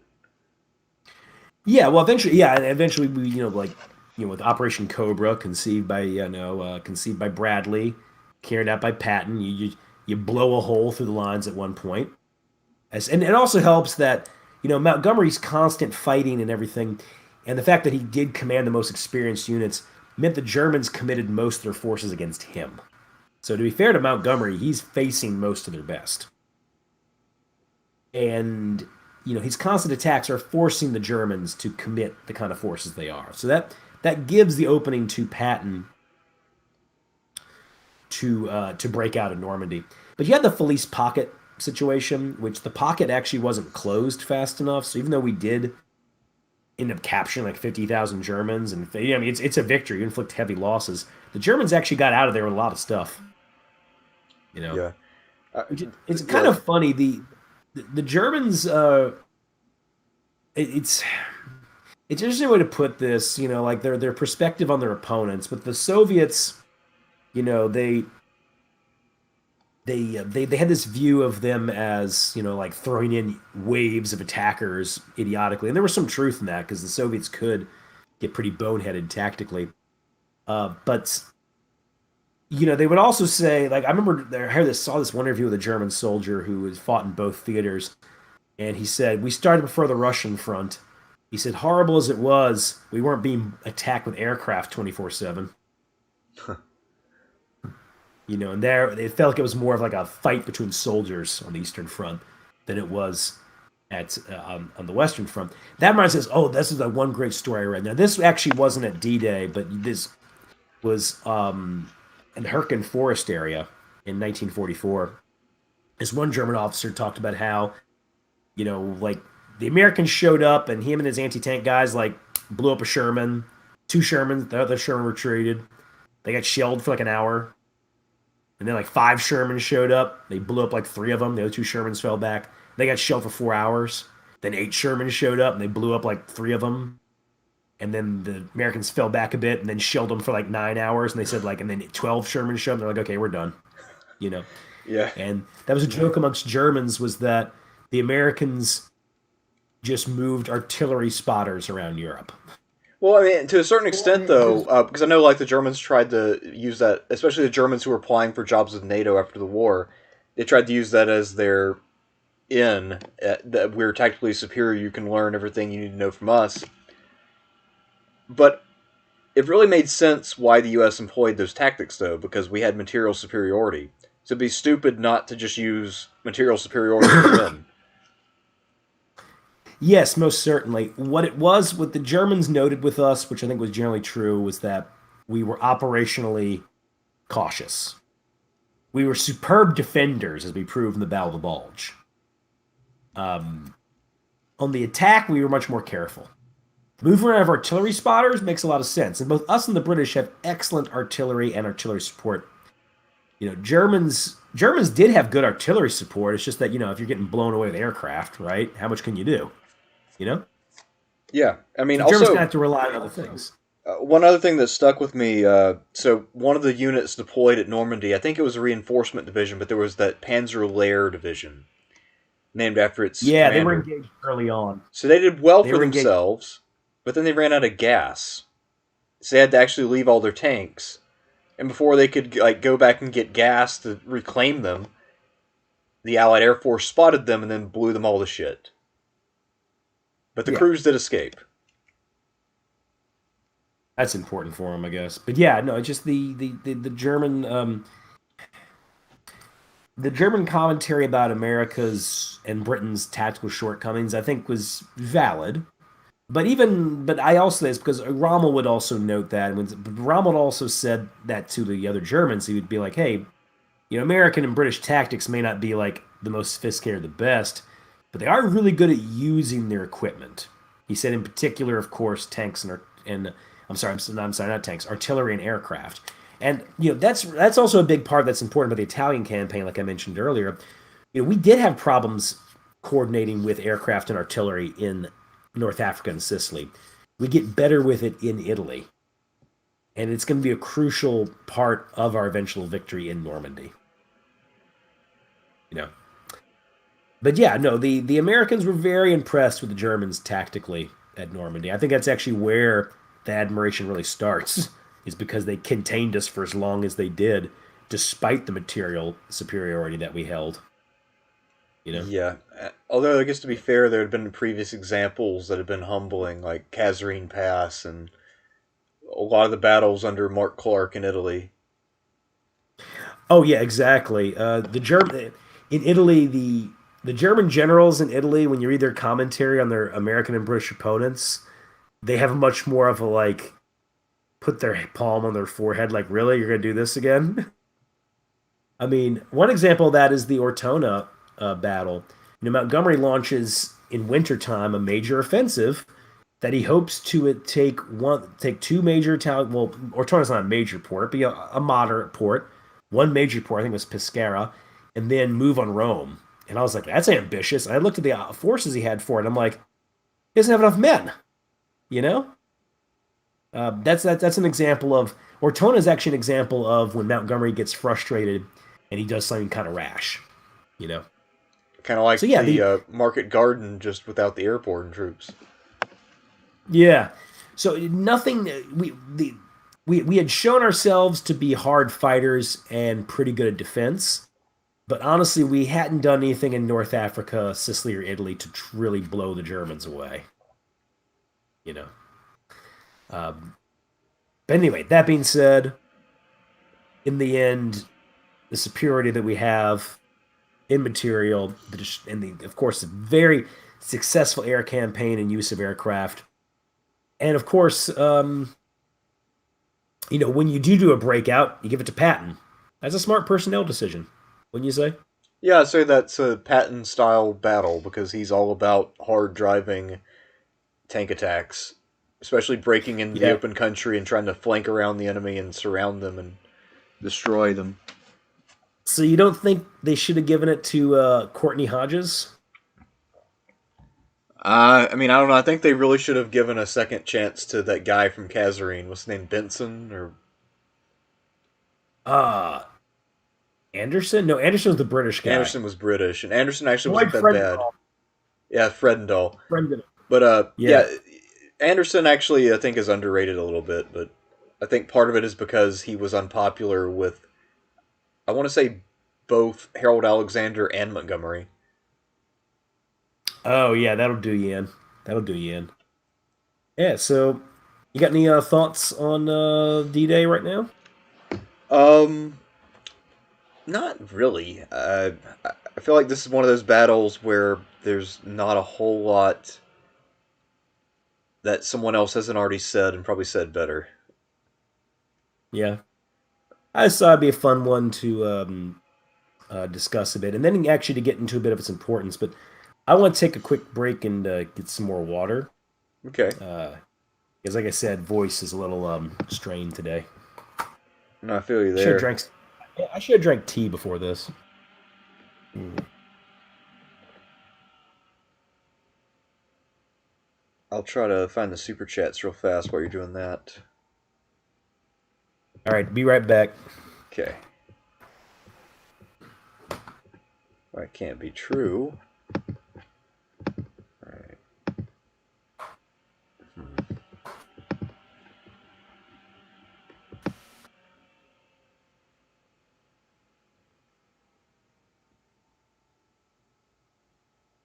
Oh, good. Ethnic debates. Fun. First one. Here it is. Alright. I'll wait for Sean to get back before we do the two super chats really fast. But yeah, thanks you all for joining us this evening. Then a little bit of Normandy. I'd say probably one of the most iconic battles in U.S. history, at least.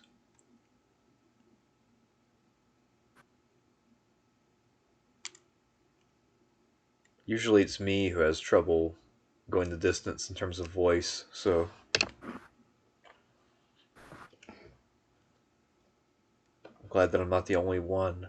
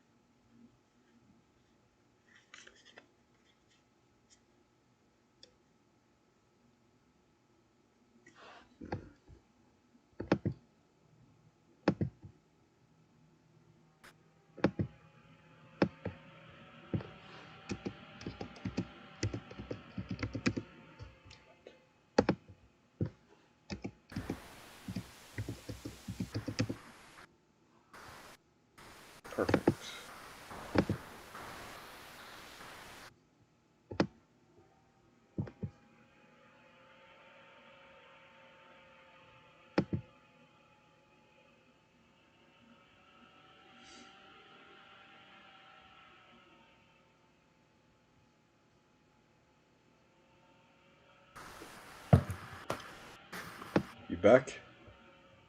Hmm. Yeah. All right. So just a quick side note here. I just pulled up a picture of a Spitfire with the invasion stripes. All of the aircraft who that were going to support the Normandy landings got invasion stripes, black and white stripes on the wings. And this is a Spitfire with those stripes. Also, it's interesting about the Spitfire. Basically, it and the P-51 Mustang were pretty much the only two types of aircraft in Europe that were used just for air cover, and pretty much everything else at this point, because the Luftwaffe was so completely devastated, was converted to air to ground, including the P-47 Thunderbolt, and then also, especially the British aircraft like the Typhoon and the surviving Hurricanes. Those are pretty much all air to ground at this point, just because there were so few German aircraft to have to deal with. But we have a couple Hmm. super chats really fast. If you want to do those? Yeah, go ahead. All right, Adam Ketch for 9.99. Thank you, Adam. He said Happy Hanukkah, gents. Well, Happy Hanukkah to you, Adam. Although, is it Hanukkah yet? I don't think it is. Right? Hmm. Pretty sure I don't know. Hanukkah won't start for a little bit, but could be wrong about that. All right, next up is $5 from Nico Iannacone. He says, "What are your thoughts on Teek's idea that oil was the main reason Germany lost World War II?" What do you think? I think there's something to that. I mean, it clearly, especially as they got deeper into Russia, it became harder and harder to really get their panzers and mobile units forward because of the supply problems. And then, of course, in the later war, even in the West, it was hard for them to move around, partly due to oil, but partly also because their factories were getting the shit bombed out of them, and a lot of their tanks were breaking down, and there were no spare parts. But One I other don't big know. thing too with the Germans is much of World War II. I mean, there's this thesis that it's a war for oil, and in many ways it is, of course. And Germany and Japan are attacking some of the countries they do because they want oil. You know, I mean, Hitler didn't really want a war with France and Britain. He wanted a war with Russia, and part of that's to get resources. Um, in the Japanese, I mean, we think of Pearl Harbor, and yeah, it's a major operation, but most of their offensive capabilities in like December 1941, first month 1942, is in the South to secure the Dutch oil. You know, Right. um, so I think there's a lot of reasons why Germany lost. I mean, one can make a case that simply the fact that France and Britain are going to fight them in the first place puts them already in a very difficult position. But definitely, oil is a major reason for their defeat. But also, it also indicates to you why they did what they did. You know, or hell, the case of Italy. You see, Italy had no means to make its own oil. I think they might have had a few oil fields in Albania, and that was it. Um, so the Italian Navy, yeah, it's a good navy. It's sizable, but by 1942, it can barely leave port. It's out of gas. Yeah. And it's not like they're allied to somebody who can give them a bunch of oil for their ships. See a lot of truth in that. I know the Germans eventually started doing a lot of synthetic oil production, which we bombed a lot of those facilities in the lead up to Normandy as well. But Yes. yeah, no. So yeah, but anyways, They also ran out of ball bearings, which are used to make turrets go around. So you can see how that would be a yeah, problem. but they bombed a lot. We bombed a lot of ball bearing factories in the lead up to D-Day. Yep. So I mean, the Germans were running short on everything, and while they did show some ingenuity in making synthetic oil and doing some other things, they were in a bad way trying to keep their armies resupplied and fitted out with equipment. So I mean, the people who try to really downplay the air campaign, I think, are kind of trying to argue against the obvious to a large extent. I think also what happened with the air campaign was the people who oversold it, though. Yeah, I mean, a lot of the You Air know, Force guys, especially those early Air Force guys, were trying to claim that they won the war single handedly. So what has happened in recent years is just a deserved backlash against that idea. We know it was one of the big hits first to the air stuff as well was the failure of air power in Vietnam. Yes, Operation Rolling Thunder and all the others in Vietnam did not succeed in breaking the will of North Vietnam. Exactly. So a lot of that's really around the time a lot of people started to question the efficacy of the air war. And I think we should have a more balanced opinion right now. It's one key component in the war against Germany, and that's one of the good arguments I've heard made is that the Soviets, of course, inflicted more casualties on the Germans. I mean, at least 80% are going to be lost in the fighting the Russians, Yep. and so they really are destroying the German army.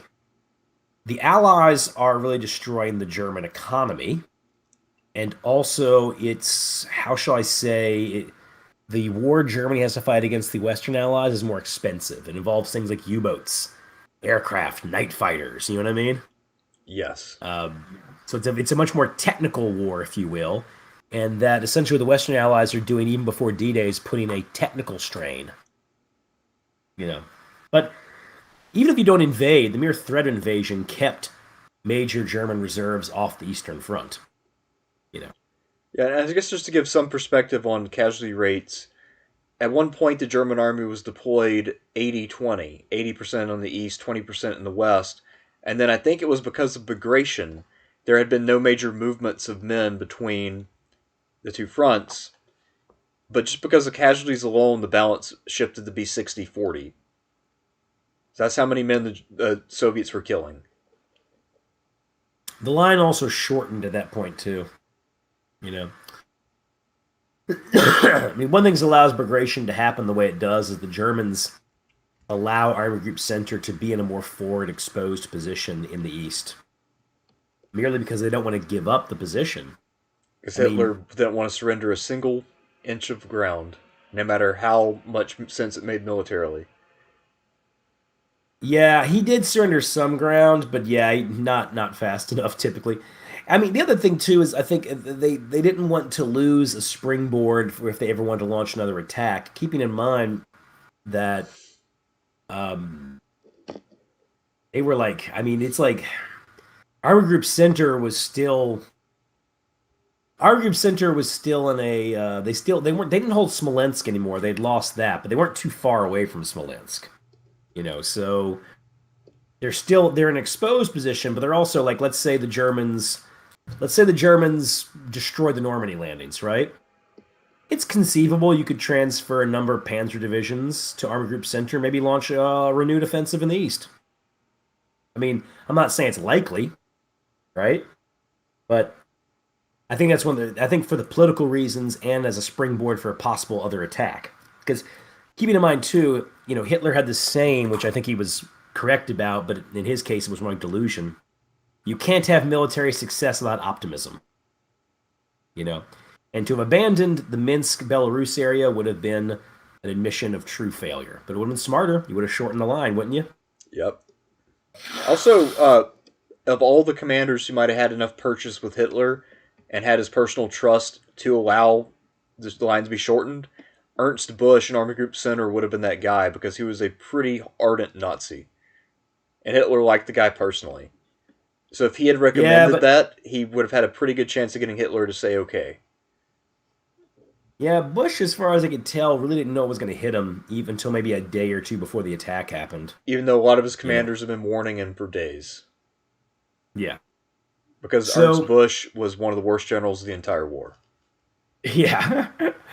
So the thing I have to conclude though is like, in what way is the Normandy landing important? Because some of this is growing up in New Orleans, where of course the Higgins boats had been developed, which were the landing craft we used. And today we have the National World War II Museums here. Originally, it was just the D-Day Museum, it was just a museum on June 6th about that, and that was it. And then eventually they expanded to cover the D-Days, the Pacific, right? Then eventually said, screw all that. We're gonna make this a true World War II museum, you know? Yep, and you can get in for free if you're a World War II veteran. So there are exactly 240,329 people in the United States who can attend that museum for free, provided that you're still spry enough to actually go through it. Yeah, they still get veterans who go there, man. I've seen a few of them over the years. They'll tell you stuff. Yeah, I mean, You I'm know? sure a few of them are able to take advantage, but I mean, of the 16 million men who took up the uniform, only 240,000 are still alive. Oh yeah, they were really dying in large numbers in the 90s, you know? I Yeah, mean, I grew up with like there were tons of World War II vets around, you same know. here. I remember my actually he might still be alive, but either that or he recently died. But my one of my cousins had a husband named JP, and he was a World War II vet who fought at the Battle of the Bulge. And he wouldn't really talk about it much, but he would talk about it if you asked him and pressed him.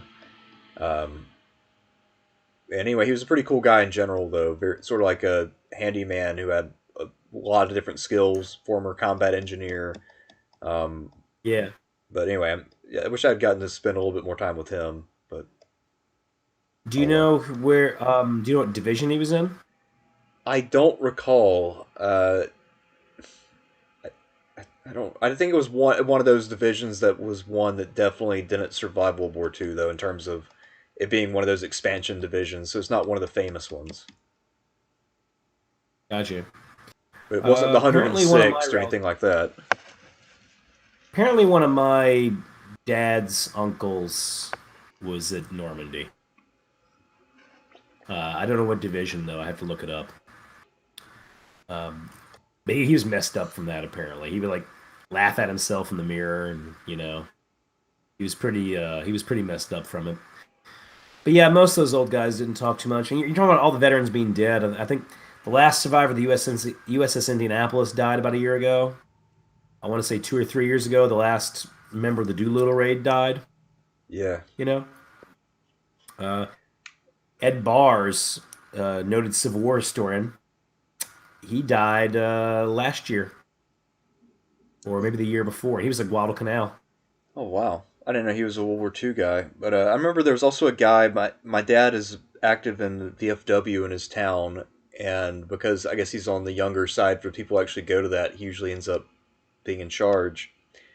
But there was a guy there. I met him at my dad's wedding. His name was Adrian. He was already 94 years old or something.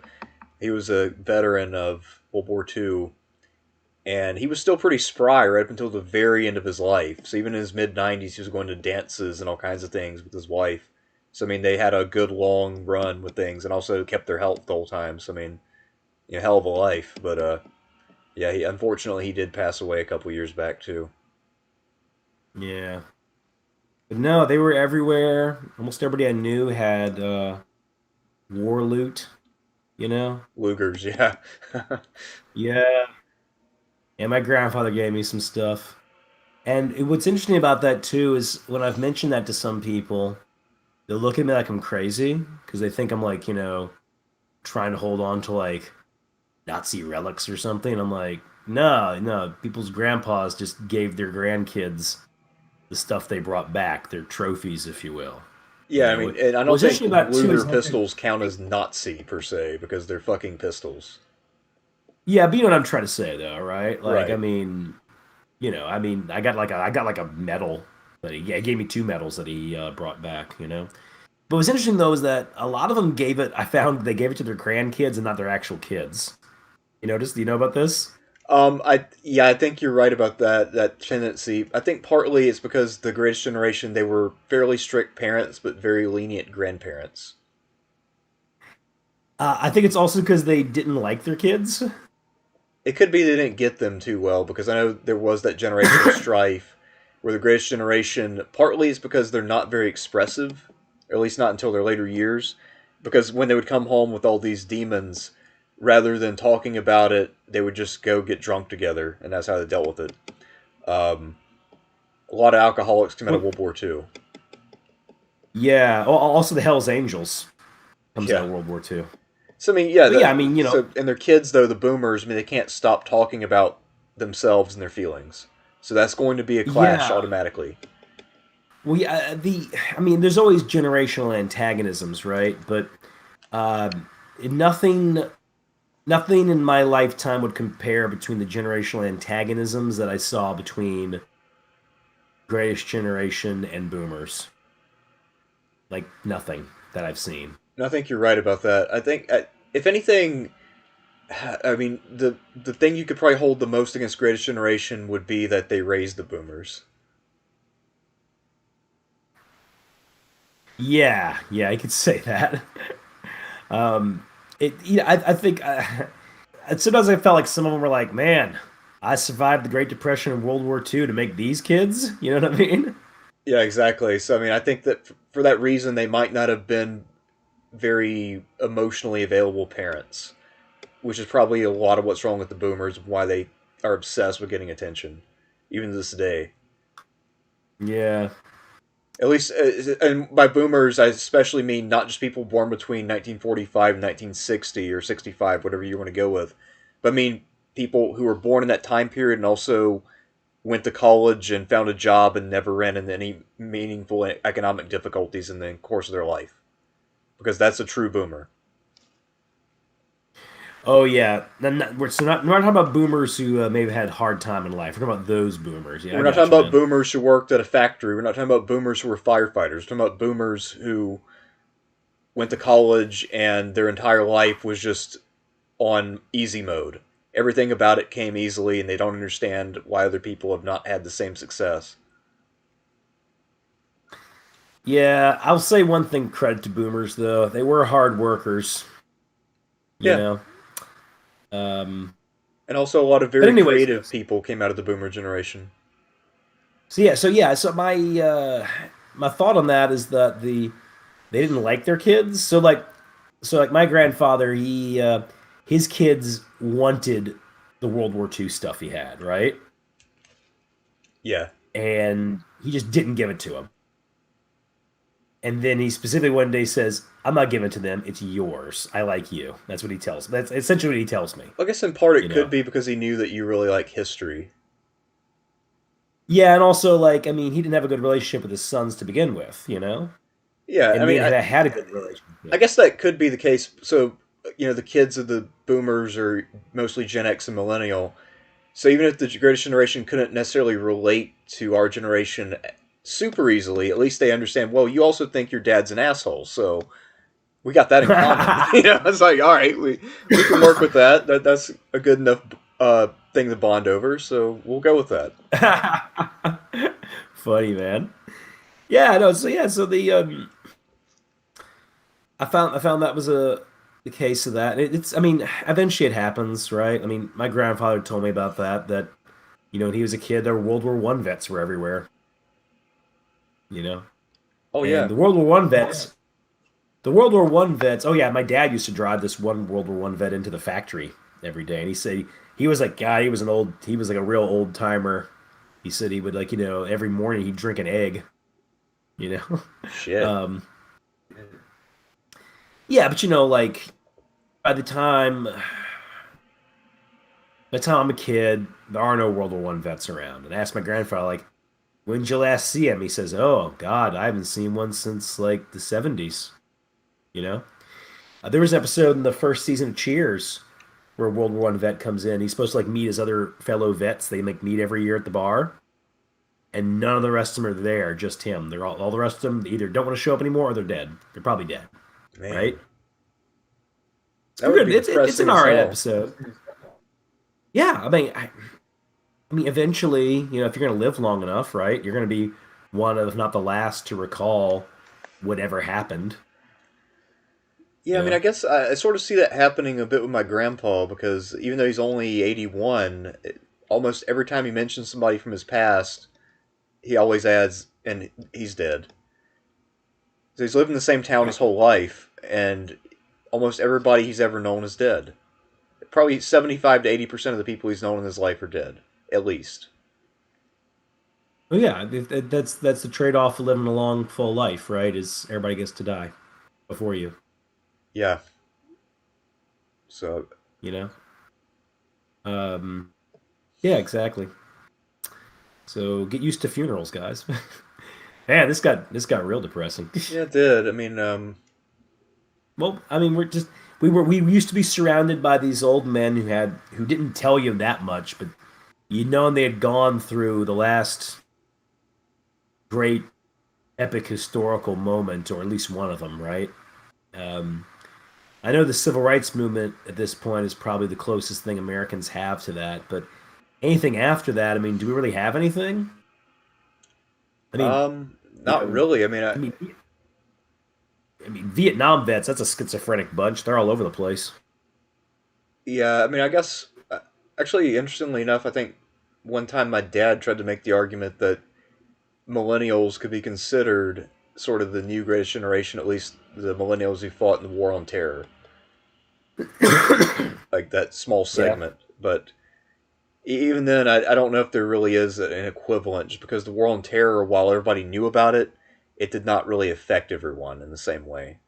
It's not as Now, defining of a generation as World War II, not even remotely. yeah, it's yeah, even the Korean War is more of a defining thing, at least for the silent generation, you Yeah, at know. least for Frank Murphy. Or the guy from Mad Men, Yeah, Draper, who's making Don yeah, Draper. Don Draper. Yeah, he's a Korean vet. um, that was actually a really good episode when he's got his wife's dad is living with him, and he fought in the First World War, and he brings with him like the German helmet that he brought back and everything. That's, oh yeah, the spiked one. That was pretty cool. Yeah, Grandpa Gene. That was a great episode because Grandpa Gene's making Sally Draper read Gibbon's Decline and Fall of the Roman Empire. It's like, "Er?" Yeah. Also, I like the idea. I wonder if there's anybody, because you mentioned earlier, like people look at you weird because you say you have some old memorabilia. I wonder if anybody ever tried to bring up that point to one of the actual War II veterans who had memorabilia, like, "Oh, so you're glorifying the Nazis?" No, dipshit. I murdered them and took this. Yeah, yeah, yeah. My thought is I just have these historical artifacts. I'll eventually like give them to a museum or something. You Yeah, know, one of these days. Um, I'm not gonna try to make money off of anything I have that's historical in that sense. You know. Um, I don't have a ton of stuff, just a few things. One of the reasons I don't is because actually my grandpa had a lot of things that he was sending back that he got, and they got robbed. Like, somebody broke into the crate and stole like most of his stuff. So yeah, he had damn. a bunch of crazy shit that apparently got stolen. Apparently he found an SS dagger, that one that says like "My honor is my loyalty" on it. Shit. Yeah, that'd been fucking nuts. Um, but the reason he had so much stuff was because he was an MP and he got over there. When he got over there, the war was already over. But I mean, there was blown out tanks and equipment everywhere, and you could smell bodies stinking under rubble. And he did get shot at, but it wasn't. It was actually by French troops, who were French Algerian troops who I guess they got drunk or something. So anyway, he was involved in interrogation. He was an MP, and he would be there when these guys were interrogating German soldiers, right? And there was one guy who was an SS guy who spoke good English, and he was the interpreter there. He became friends with him, and he'd be the interpreter in these interrogations. And that's how he got a lot of stuff, is because they were bringing in a lot of these various German officers of various types, and that's how you get things, you know? Right. Because sometimes those guys would give you stuff as a favor, if you will. So that's how he accumulated all this stuff that then got stolen from him. But like I said, I got a few things, you know. But anyway, getting back to Normandy though, growing up with it the way I did, I believe it was one of the most overplayed historical moments of the 20th century. Like Stephen Ambrose one time called it like the most important moment of the 20th century, and I was like, wait, it's not the Berlin Wall falling, right? Not the Russian Revolution or the First World War, not the stock market crash. No, no, D-Day. And for the World War II, of course, is very important. You open up the Second Front. It's forcing the Germans to take resources away from the Eastern Front, and particularly at a time when the Soviet military is becoming much better, as Operation Migration will show. The lead up to it, of course, destroys the Luftwaffe. That's a major feat. But, I read this one British historian had the cheeky joke that the real consequence of Normandy was to make sure that France didn't go communist. The idea being the Soviets would have rumbled right into France.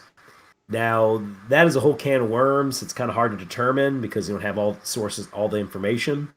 It would appear to me, though, that Stalin really didn't want to go to Western Europe, even though he did comically tell one guy one time. It might have been Churchill or Truman, I forget which one, but apparently he was talking to one of them. They're like, "Oh yeah, man, the Russians made it all the way to Berlin this time." And apparently said, "Yeah, well, Tsar Alexander made it to Paris in 1815. I mean 1814." Yeah. Yeah. Nah. So yeah, so just it's very like it is very important to the course of World War II, and along with Operation Bagration, signals the final death rattle of the Third Reich, if you will. The final act is upon us. At the same time, if it doesn't happen, is Germany going to win? Probably not. Soviets have to lose more men. And like I said, maybe they do march into France. Well, Who also, it knows where depends it on goes how from bad there? the defeat is. I think that's a key to that scenario. Because if the landing just doesn't work and the Allies have to pack up and go somewhere else, I think they still have the resources to try to hit somewhere else. They can still do Dragoon and then just move units from Normandy down to Dragoon or just keep them pinned on the beach until the Germans have to relieve pressure to keep Germans pinned You down can there.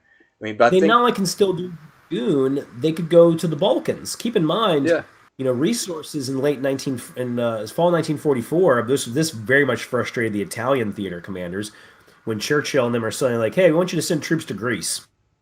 You know. Now, why are they going to Greece? They're going to Greece to make sure it doesn't go communist. Like I consider Churchill shifting men to Greece in 1944 like the first act of the Cold War in some ways. yeah, no, he had You an know, obsession with Greece because of what had happened in the early war. And of course, that he's too. responsible for the British Army there having to abandon a shitload of equipment. Yeah, and who knows? I mean, Normandy fails, maybe hit up Norway. It's not an inconsiderable thing. Yeah, you could do Uh, that. You could so also just do a Super Dragoon. yeah, so yeah, they can land again, and the thing is, Normandy or no Normandy, the Soviets are still going to destroy Army Group Center. Like nothing that happens with Normandy at that moment per se is going to prevent Army Group Center from being destroyed. You know, the Germans could not have. It isn't like let's say Normandy fails, the Germans couldn't transfer a bunch of Panzer divisions just in time to stop that or something. Especially considering they don't see it coming to begin with. Right. So Bagration is going to happen anyway. Yes, think Now like the worst Germans will be able case. to shift. Yeah, like worst case, the Germans shift their Panzer reserves east, and then the Allies have to wait till like October or November to try something new. Yeah. But So yeah, major operation important, but I mean, Stalingrad, El Alamein, Midway, Bagration. I think these are actually the bigger events than Normandy. Um, you know, and we also remember Jacob Devers as the commander in Europe. yeah, yeah. Devers. That's right. Eisenhower's gone. Devers in. And then maybe Um, we have a President Devers in the 50s. but I also think that, of course, you know, not that I never heard about D-Day. Of course, we did. I remember the 50th anniversary of D-Day. All the magazines had stuff on it. I had all them. That's how I first read about it. It was all the magazines like Time, U.S. News and World Report, Newsweek. Cover of Time that year, that for that issue was just had Eisenhower. It said the man who beat Hitler, and I'm like, I don't know about that. you know, Yeah, um, I don't think there was a single man who beat Hitler. I think it took a lot of effort to take out Hitler. actually, I think U.S. News and World Report had the best like D-Day stuff and their like maps and things. And understand that was unusual too. It wasn't like those magazines usually did historical stuff. It was like the front page of all of them. So I mean, of course, D-Day would be big in the consciousness, but of course, what put it over the top was Saving Private Ryan. And, Although the 50th after anniversary that, would have been 5 years before Saving Private Ryan. no, the 50th anniversary was big. I'm just saying, Saving Private Ryan is like when everybody who Everybody around me just talked about D-Day a lot after that movie. And then every You video know, game for the next 5 years had a fucking D-Day scene. exactly, exactly. And everybody thought that Omaha Beach had to have been the biggest, bloodiest battle of World War II. Now let's look at the losses on June 6th. The Allies suffered 10,000 casualties, so half what they expected to lose. A little over 4,000 dead. It should be noted, over half these losses were on Omaha. Omaha is bad, right? Right. But I mean, the same people telling me this knew nothing of the Eastern Front. You know, let alone Tarawa. Tarawa's the worst. You know, I mean, if you had to ask me which one do I want to land at, Omaha or Tarawa, I'll be like, well, I'm both going. I'm going to hell in both cases, but I'll take Omaha.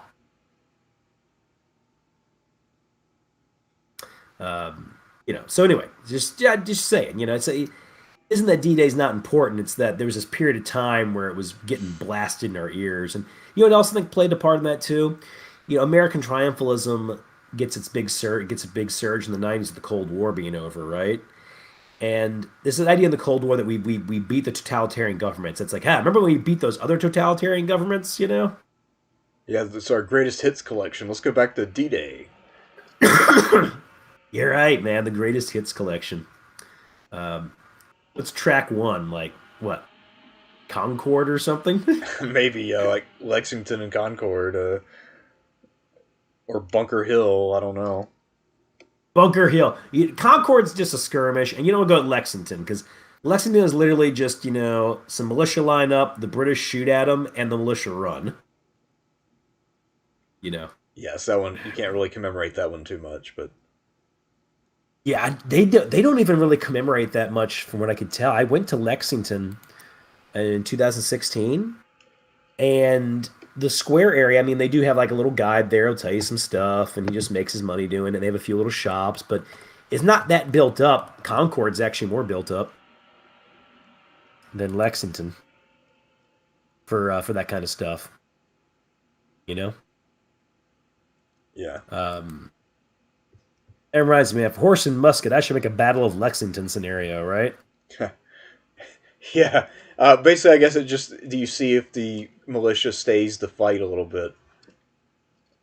I haven't. It's been a while since I read about Lexington. I'm gonna read that a bit more just so I can uh, see if we can actually do a scenario on that one. Now that I say it, I'm just curious now. All right, we have a few more super chats.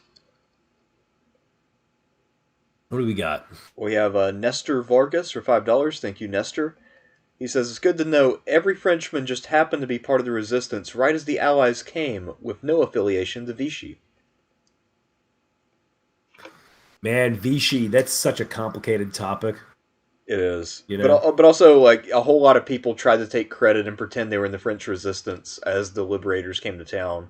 So I mean, there were a lot of guys who hadn't done shit who went in their house and found an old World War One uniform and marched out like, "Yeah, I was part of the resistance. We did it." Yeah, yeah.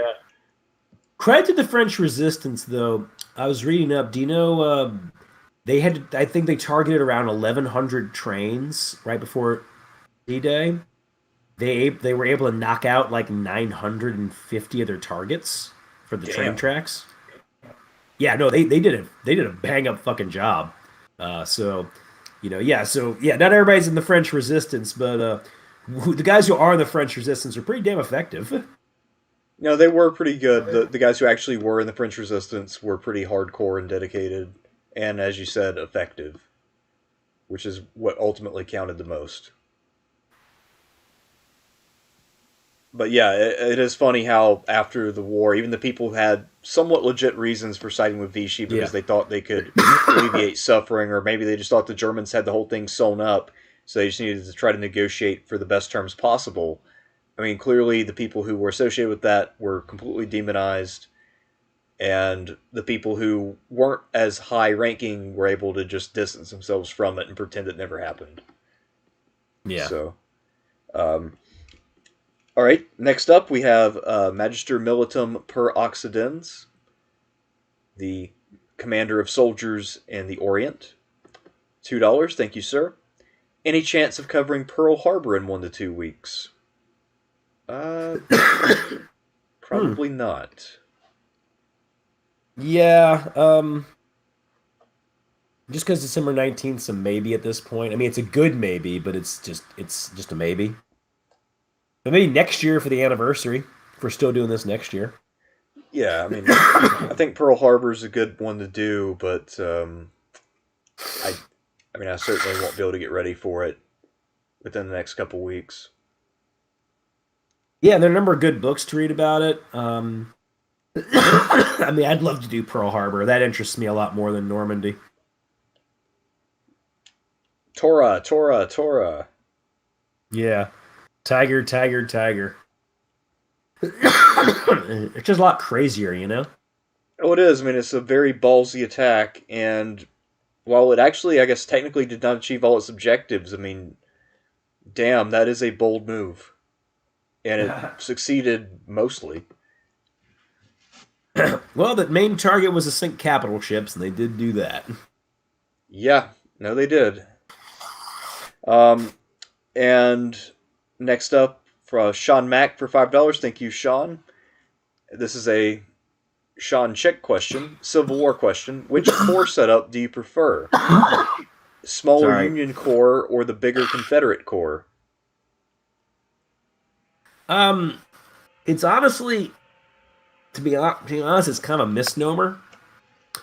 Uh, in the Eastern Front, the Confederates have larger corps than the Union, starting with Gettysburg, and that's pretty much it. Union Corps were pretty sizable throughout 1862, and especially at Chancellorsville. Chancellorsville, by the way, that is the largest Union army of the Civil War. 135,000 men in the Army of the Potomac. Some of the Federal Corps that Hooker has are bigger than anything Lee will ever have. And in the Western Theater, definitely not true. You've got pretty sizable Federal Corps. um, Hell, the biggest corps I know of in the entire Union Army ever is 19th Corps in Louisiana. At one point, has almost 40,000 men. So, um, yeah, I'm sorry if I'm kind of taking a shit on your question, but actually, the whole like Union has small corps thing, it's just Gettysburg, and that's because what happened on the eve of Gettysburg was um, the Federals, of course, taking heavy losses at Chancellorsville, but also a lot of regiments were leaving. A lot of regiments has signed up for 2 years of the war. Their enlistments are up. There are also a bunch of units that signed up for 9 months of the war. Their enlistments are up. And you did have a bit of desertion going on as well. Um, especially because Lee's going north, so some Pennsylvania units had men desert simply to go home to defend family, right? So what you end up having is suddenly this Union army that was rather massive going into Chancellorsville has been actually much reduced going into Gettysburg. It's interesting about Gettysburg. It's the battle where Lee commands his second largest army of his military career, and definitely like the one that's like not only big but also high quality. 75,000 men, almost all veterans, right? The Union Army at Gettysburg, it's like 100,000 men. Some estimates put it lower than that. It's actually one of the smaller. It's actually one of the Army of Potomac's one of its smallest. Anyway, but the same token, when you get to the Overland campaign, Meade has 120,000 soldiers in 4 corps. So he also has monstrous corps as well. So yeah, there's not really a small versus large corps thing. It just has to be a fluke of the way that it happens to be a fluke of the summer of 1863 because so many federal regiments had mustered out, and also recruitment and the draft hadn't really kicked in yet, and the recruitment for the current units was not up to par either. So, for instance, the Irish Brigade goes into Gettysburg with 500 men, the lowest they'll ever have. Wow. All right. Well, next question is from Adam Ketch for $4.99. Thank you, Adam. He says Hanukkah started at sundown tonight. That's good to know. I actually didn't know it was Okay. quite this early. I thought it was a little later. But, All right. Well, happy Hanukkah then. What are your thoughts on the U.S. military obtaining the prestige they had after World War II again from a Marine vet? Um, I think in terms of that level of prestige, it would require a victory against a force that is perceived as evil. In terms of like the reputation for military ability, I would say the military now has a much higher reputation than the World War II Army. But in terms of like that sort of, I guess to borrow that phrase from the Navy, global force for good, I think you would have to take on a major nation perceived as being evil and defeat them. I don't know. What do you think, Sean? Yeah, I'd particularly emphasize the defeat part. You know, um, well, we just lost two wars. You know, I I mean, I don't think it'll happen. Current crop of, I mean, not in my lifetime. Current crop of totalitarians are not nearly as boneheadly aggressive as the Germans and the Japanese, and not nearly as evil either. You know, Also, not um, as expansionist. I mean, just not yeah, really as exactly. ambitious. I mean, I mean, these men admire some of the stuff of the mid 20th century totalitarians, but they show more restraint than Stalin showed, and Stalin showed restraint compared to his contemporary dictators in terms of expansionist foreign policy, right? Yes. You know, and these guys are more restrained than Stalin. So yeah, I don't really perceive that necessarily happening where you are going to be involved with the war with them. And even if you were, would we win? I have my doubts. Yeah, I would You say know, the military is prestigious in the sense that if you know that in a pitched battle, a high tech battle, the U.S. military is pretty formidable. That's not a fight you want to pick. But when it comes yeah, to fighting the wars we've chosen to fight over the last 20 years, I mean, obviously the military made adaptations to fight those wars in Afghanistan and Iraq, but that is not what the military is fundamentally set up to do. And so, as long as you have the willingness to sustain massive casualties and be occupied for years on end, you will eventually prevail. yeah, So, it is not an invincible force, it's just one that is very formidable. yeah. I have to wonder what the morale is like in the military. I hear there's problems in the Navy. I hear that, um, but I can't speak to the rest. You haven't heard much about the Navy, although I do know the Navy has a very different vibe to it than the other branches. And also, apparently, the Navy has a.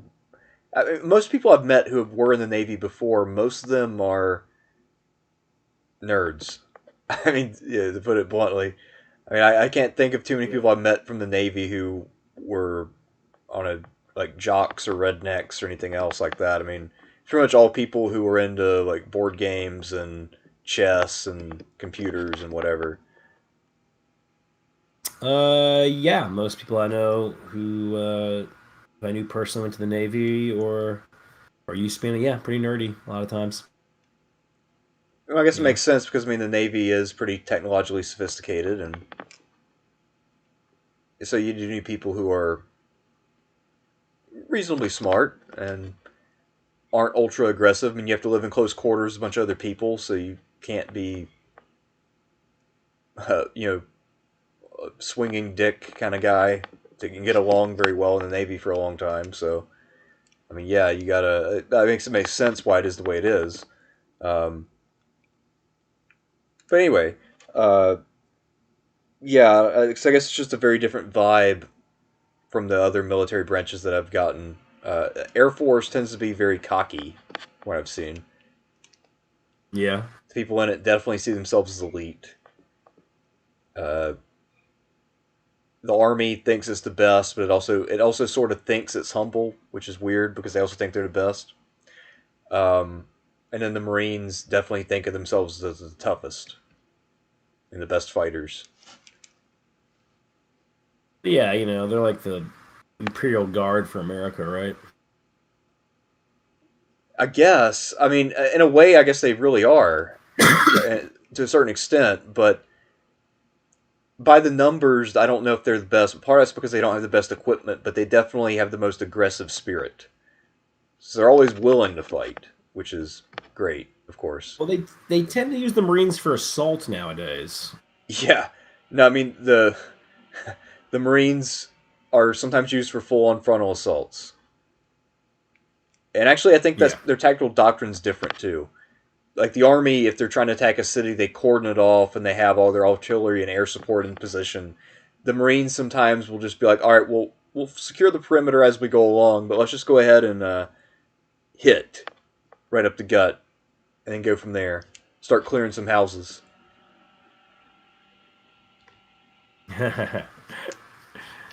That's why Yeah. they always took heavier losses in their zones than everybody else. I know some people have claimed that they got harder assignments. I don't know if that's true or not, but casualty wise, I think they took about twice as many casualties uh, for their size. So, You know something else I thought about with the U.S. obtaining prestige? You said 16 million people were in World War II for us, right? well, under in uniform, but only I think 4 million actually fought in combat. Right. Yeah, I mean, a Yeah, lot of that's support and other stuff, but still 16 million involved. yeah, I mean, you'd have to also have a mass conscript army as well. We're essentially we've essentially gone to a small professional army in many ways. Well, not a mass conscript army, and I mentioned that it's kind of like with the like the British in the American Revolution, right? That's not a mass conscript army. That's a professional army. And professional armies like that are oftentimes made up of some of the desperate in society, right? And people who are on the yes, margins. yes, And and I think the that's British true Army, today still of the Marines and maybe the Army, but I mean the Air Force and Navy not as much. the Navy not as much, but there is a bit of a marginalized thing with that. I think. Like I think that some people who join the Navy, at least the ones I knew in my experience. I mean, didn't mean they came from like a bad background, but it was kind of like I don't have that many prospects because of X, Y, and Z reasons, you know. Yeah, So you go there and maybe get some technical knowledge or whatever it is. The other reason I mentioned that though about that with it is that the British, if you're having this large conscript force, it is seen as a military of the people, from the people. It becomes a true mass war, and we've only really had a few of those. Both World Wars and the Civil War definitely count as that. Otherwise, you have a small professional military, which is a military that in many ways is detached from society. So much like in 1700s Britain, sure, you might know some people in there, but you don't know everybody who's in there. And if you want to avoid it, you can. So, when Britain's fighting America in 1776, if you don't want to go fight America, you don't have to go join the British Army. They don't do drafts necessarily.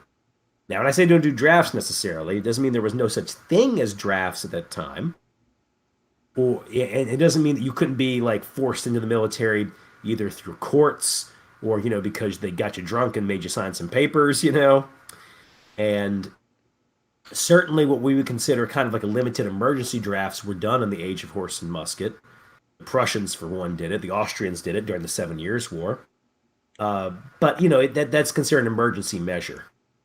You know, so yeah, if you're a British citizen within reason, you can avoid being sent over, and it does create a kind of detachment from the war and from the army, doesn't it? yeah. I mean, and also I know with some of the commanders like Wellington, he looked at a lot of his men as being from the dregs of society. Yeah, actually, Wellington had commentary on that with the French and whatnot. See, Wellington's belief was that nobles were better officers, but he thought the French were better soldiers than his men. And his thoughts on it was like my men are, as that was that term he's from, the scum of the earth. What he once famously said, I don't know what they'll do to the enemy, but they sure scare me. And his kind of view on that was that, yeah, my men come from the scum, that come from the lower dregs of society. The French, he said, have a conscript army where, yeah, some are from the dregs of society, some people are not. And so he believed the French soldier was not only just a better soldier, but just a higher caliber of human being. However, he also thought that their officers were a bunch of opportunistic pirates, while his his officers are gentlemen of good breeding, devoted to king and country. So Wellington's take was, yeah, that his officers are better, but his soldiers are inferior. Yeah, it always. That's part of the reason reading quotes like that. That's why I've never been able to like Wellington because he just comes off as such a goddamn prick. I like that about him though, but he's very like forward with the prickness. You know what I mean? That's true. I mean, he I doesn't think it was hide it. no, he does. I like just how he's just very witty and intelligent. You know, um, so I like Wellington, and he also is not overhyped. That's one thing I could say for him. I think he's about appropriately hyped. I will give him that. I think he's about. I think his rating is right where it should be. Yeah, yeah. I do think he is England's best soldier in their history. Only real competitors being Marlborough and Alfred the Great, I would say, off the top of my head. Yeah, I'd have to read more Um, about Marlborough. That's one commander I know you've mentioned many, many times over the years, and I've not gotten to read about him yet. he was very good. In many ways, he had a much bigger mission than Wellington, but I'd also say a much easier mission than Wellington. I mean, not easy, just he did have like major financial backing. He's working with the Austrian army when it's at its top form, led by Eugene, who's an excellent commander. Whereas Wellington worked with the Spanish, who he called children, which is actually not that far off the mark as far as a lot of their officers go. Um, it kind of reminds me, like, he never said this, but it reminds me of that quote the German staff officer guy Hoffman had about the Austrians in the First World War, where he says it's like being shackled to a corpse. Yeah, that's kind of like what it's like hanging out with the Spanish army on the peninsula. I mean, they win precious few victories. There's several battles where whatever army they have there is swept from the field. Um, you know, and that has nothing to do with the soldiers necessarily per se. It's really just crap officers for the most part. I mean, Spanish armies, like any other military at that time, if the general's good, they actually will give you results. Like Blake, Castanos, a few other guys too. Um, but anyway, sorry for the digression on that one. Oh, makes sense though. Yeah, the Spanish army was not very good, but they did tie down a lot of Frenchmen, so I guess it's got that going for it. They did. I guess in some ways, the guerrilla bands are probably more effective at tying people down. And the Spanish army did have some really good moments in 1808, such as Baylen and some of the cities held out. The problem is they had too many idiots in charge, and any military is going to have a certain amount. I mean, any organization have a certain amount of bickering, but Spanish infighting got ridiculous. So in the case of Castanos, who I mentioned earlier, he's the Spanish general who is the overall victor at Baylen. He did this along with a guy named Redding, and Castanos was very good. But the problem is he wasn't well liked at court. He himself was known for his gruff manners. He was also a francophobe, and these things actually made him less popular with the other officers. So he wasn't given that many commands. Eventually, I think Wellington was able to force him into a command because Wellington would usually say like, "Oh, that's a good Spanish general," right? But usually Wellington had to go work with a guy like, "Oh, the one who was at Talavera, Cuesta." I'm probably messing up his pronunciation. That guy, the only thing he's good for is getting shot. He's very heroic. I'll give him that. So he's But the he's a Udno of the complete Spanish idiot. army. Yes, except worse. I think Udno's. Yeah, Udno's got some talent. But yeah, I mean, he's just very. He's He's you know rugged. rugged. There we go. But anyway, yeah, yeah. But no, no. Uh, God, I'm messing up his pronunciation. My mouth is dry. I'm talking too much. But yeah, that guy, the one who's the Spanish general Talavera, that guy's incompetent. And he's not even a zero. He's like a -1 on ratings or something. And partly it's because he gets goddamn wounded in the battle, though. It's hard to command when you're shot up. Yeah. Well, I mean, I don't think he was wounded that much. I just mean he was very brave. Ah, I wonder if at a certain point you get wounded enough times in battle and you're like, yeah, I'm just gonna opt out of this. I don't think I'm meant to be a commander. Just never works out. Every time I get on my horse, start leading my men, I get shot, have to leave. I mean, my second in command ends up having to take over. Why don't you just put him in charge to begin with? Just Yeah. save us a step. Uh, We got two other super chats. we do. Sean Mack just had a follow up, $5. Thank you, Sean. He said, "Don't feel bad about educating me. Thanks for the answer." Well, thank you, Sean. Yeah, you're And welcome. yeah, I'm sorry. I was sorry if I came off as a little dickish on that one. That's all. I mean that is something that you study every day, though. So when it comes to like core sizes and all that, I guess you would be more aware of it the most. Because I actually thought Sean Mack was right that the Union cores tended to be smaller as a general rule. I actually did not know that that was just a Gettysburg thing. Yeah, there was. I mean, there was. I to be fair about it, the Federal Corps are in the Eastern Front from Antietam to Gettysburg a little on the small side, but Gettysburg's the only one that I where they actually are significantly smaller. And and it actually really hurts with Union coordination because you've got seven corps commanders to pass down orders with. You know, it's just not. You know what I'm trying to say. But anyway, so Yep. And then we also and have a super chat from Pope Benedict the 16 Rock for £2. No message though, but thank you anyway, Pope Benedict.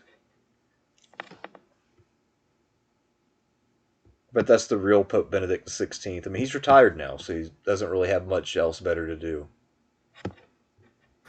yeah, doesn't he just do study and stuff? I mean, he's a scholar. Yeah, I You mean, know, is he? I think he's a pretty accomplished theologian, from what I understand. So I guess what he does is he watches our streams and then also studies theology. So Yeah. makes sense. Well, I think I'm gonna call it quits myself tonight. Rest my voice up and do some tours tomorrow.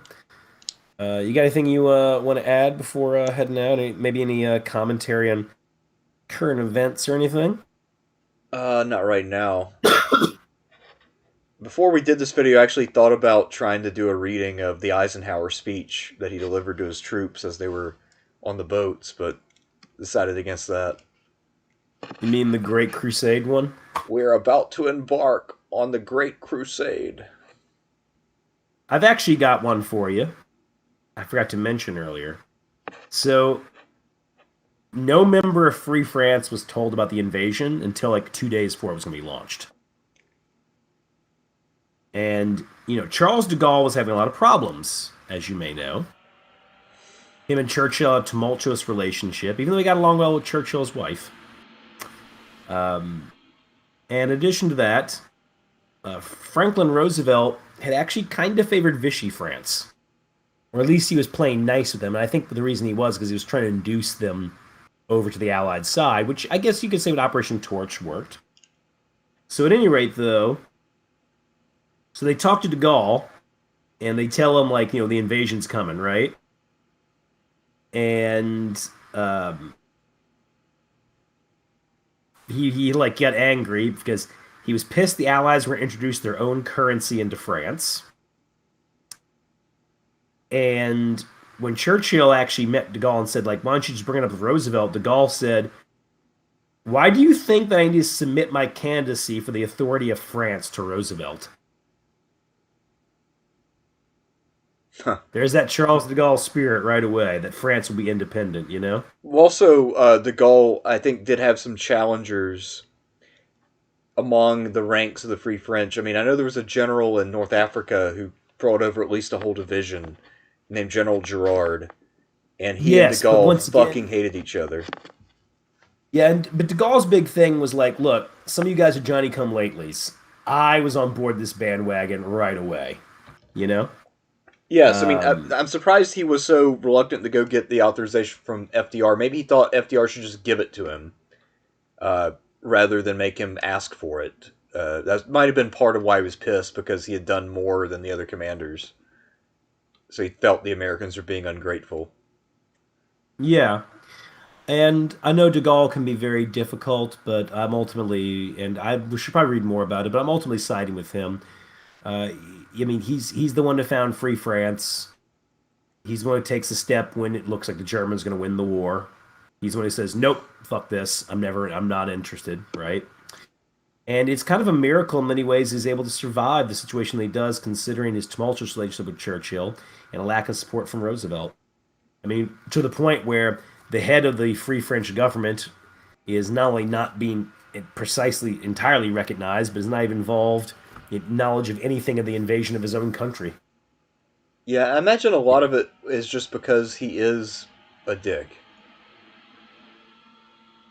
Yeah, And I mean, yeah, it's probably a personality thing entirely almost because, I mean, if he were contributing a pretty substantial amount of the forces, they'd have to deal with them regardless. Because, I mean, obviously, we talked about Patton and Montgomery hate each other. Eisenhower doesn't really like Montgomery that much, but he can grin and bear it. So, I mean, if it was possible to, say, exclude the British, I'm sure a lot of the American generals would say, fuck it, let's just not deal them in at all. And, I mean, the British generals thought most of the Americans were incompetent, so they'd be willing to deal them out, too. So, um, yeah, I mean, but with the French, they don't have enough men that there's a need to really consult them on all the details. gotcha. Especially if the guy commanding the French army is kind of an ass. But I mean, the French are able to, of course, by late 1944, they have an entire field army. Yeah, no, they Granted, do. Granted, they're using American equipment. They have a field army. Yeah, You know. especially in the South, once they really get Yeah. going. And I mean, it's pretty impressive what they accomplished there. And Yeah. Also, the French armored division is very good at this time. Yeah. But anyway, no, I just thought it was funny when I got to the part of the book where they're talking about De Gaulle just finds out 2 days for the invasion and is immediately pissed because he's De Gaulle. yeah, I mean, that's his MO, I guess, is just butting heads with everybody. And somebody in the chat said, Marty Moose says that it was Roosevelt who hated de Gaulle and not Eisenhower. So maybe Roosevelt wanted to humble him because he thought that de Gaulle was a wannabe dictator. And part of that is because de Gaulle's politics were very far to the right, although he clearly opposed the Nazis. So he's one of those guys whose politics were probably about as far right as a lot of the people in the Vichy government, except that he did not want to work with the Germans at all. And that probably caused him to butt heads with a number of fellow Frenchmen who thought he was a lunatic and hated his politics. Yeah, well, I mean, De Gaulle's right wing. He was never, to my knowledge, like I don't think he was particularly ever sympathetic to fascism. No, he hated. Well, I think mostly it's because it was specifically German fascism. Because he's like, there's no way you can justify working with a foreign country to run a regime in France. So I think that was a major sticking point for him because he thought it was a massive violation of their sovereignty, and he thought everybody who was Vichy was a traitor. Yeah, I need to read more about De Gaulle. Now Because I I want to think say, like about it. politically speaking, I want to say he was pretty much the same as Petain before the war, or about not that different. I mean, they were pretty compatible, and then that was the big difference, though, is that de Gaulle was not willing to work with the Germans under any circumstances. That was a line he would not cross. Yeah, but De Gaulle also wanted a republic. Yeah, he does want a republic. That's true. So I mean, he's anti-fascist, although he's pretty much about as far right as you can be without being a fascist. Yeah, but we gotta keep in mind, like it's European milieu is different, of course. Yeah, although I mean, Uh, the pre-World War II European politics are not as, I guess, lefty as they are now. no, they're not, and also like alliances can change quite a bit. I mean, some of your high-ranking Vichy guys were socialists in the 30s. You know, Yeah, that's true but too. then keeping in mind, then you also gotta keep in mind too. It's like I mean, Nazis are like not adverse to socialist ideas. You know, Yeah, I so mean, the it's just Nazis were open to some socialist ideas, but not all yeah, that what it many. is. Yeah, but I mean, yeah, I mean, I don't know. Just we grew up this idea of conservatism being this one thing that doesn't fit a European. It doesn't fit any era of European history actually, except maybe some people in Britain, right? Yeah, although I feel like Yeah, de Gaulle's conservatism, from what I understand, was pretty compatible with the Anglophone notion of conservatism because he yeah, very it much could was be. about traditional values and the nation and yeah. So I mean, I think he would be the kind of guy who he could probably have a Well, that's conversation with Edmund Burke, and they'd probably be like, "Huh, that guy was pretty cool." yeah. You see, there's a big difference though. You see, the Anglo conservatism though, almost from the very beginning, it's tied up in an obsession over free markets, which continental conservatives just don't. Yeah, You know, and I think that's a big distinguishing mark between them. You mentioned like things about like say tradition, right? I mean, I've always held that it's very hard to be some kind of free market pro-capitalist person and be into tradition. Capitalism, by its very nature, eviscerates tradition to create markets. You yes. know, and so I think for a guy like De Gaulle, I need to read more on him, but I would say De Gaulle is probably going to be more into that traditional and family stuff than he's going to be into free markets. And I'd say that's you're just an right. educated guess. That's just an educated guess based on the fact that European continental conservatives, it's a different thing than the kind of stuff we have grown up with. I mean, hell, they had a big conservative conference in Florida recently, and you got guys like Marco Rubio up there and Ted Cruz, and they're trying to tap into the whole populist thing going on, right? It's still ongoing.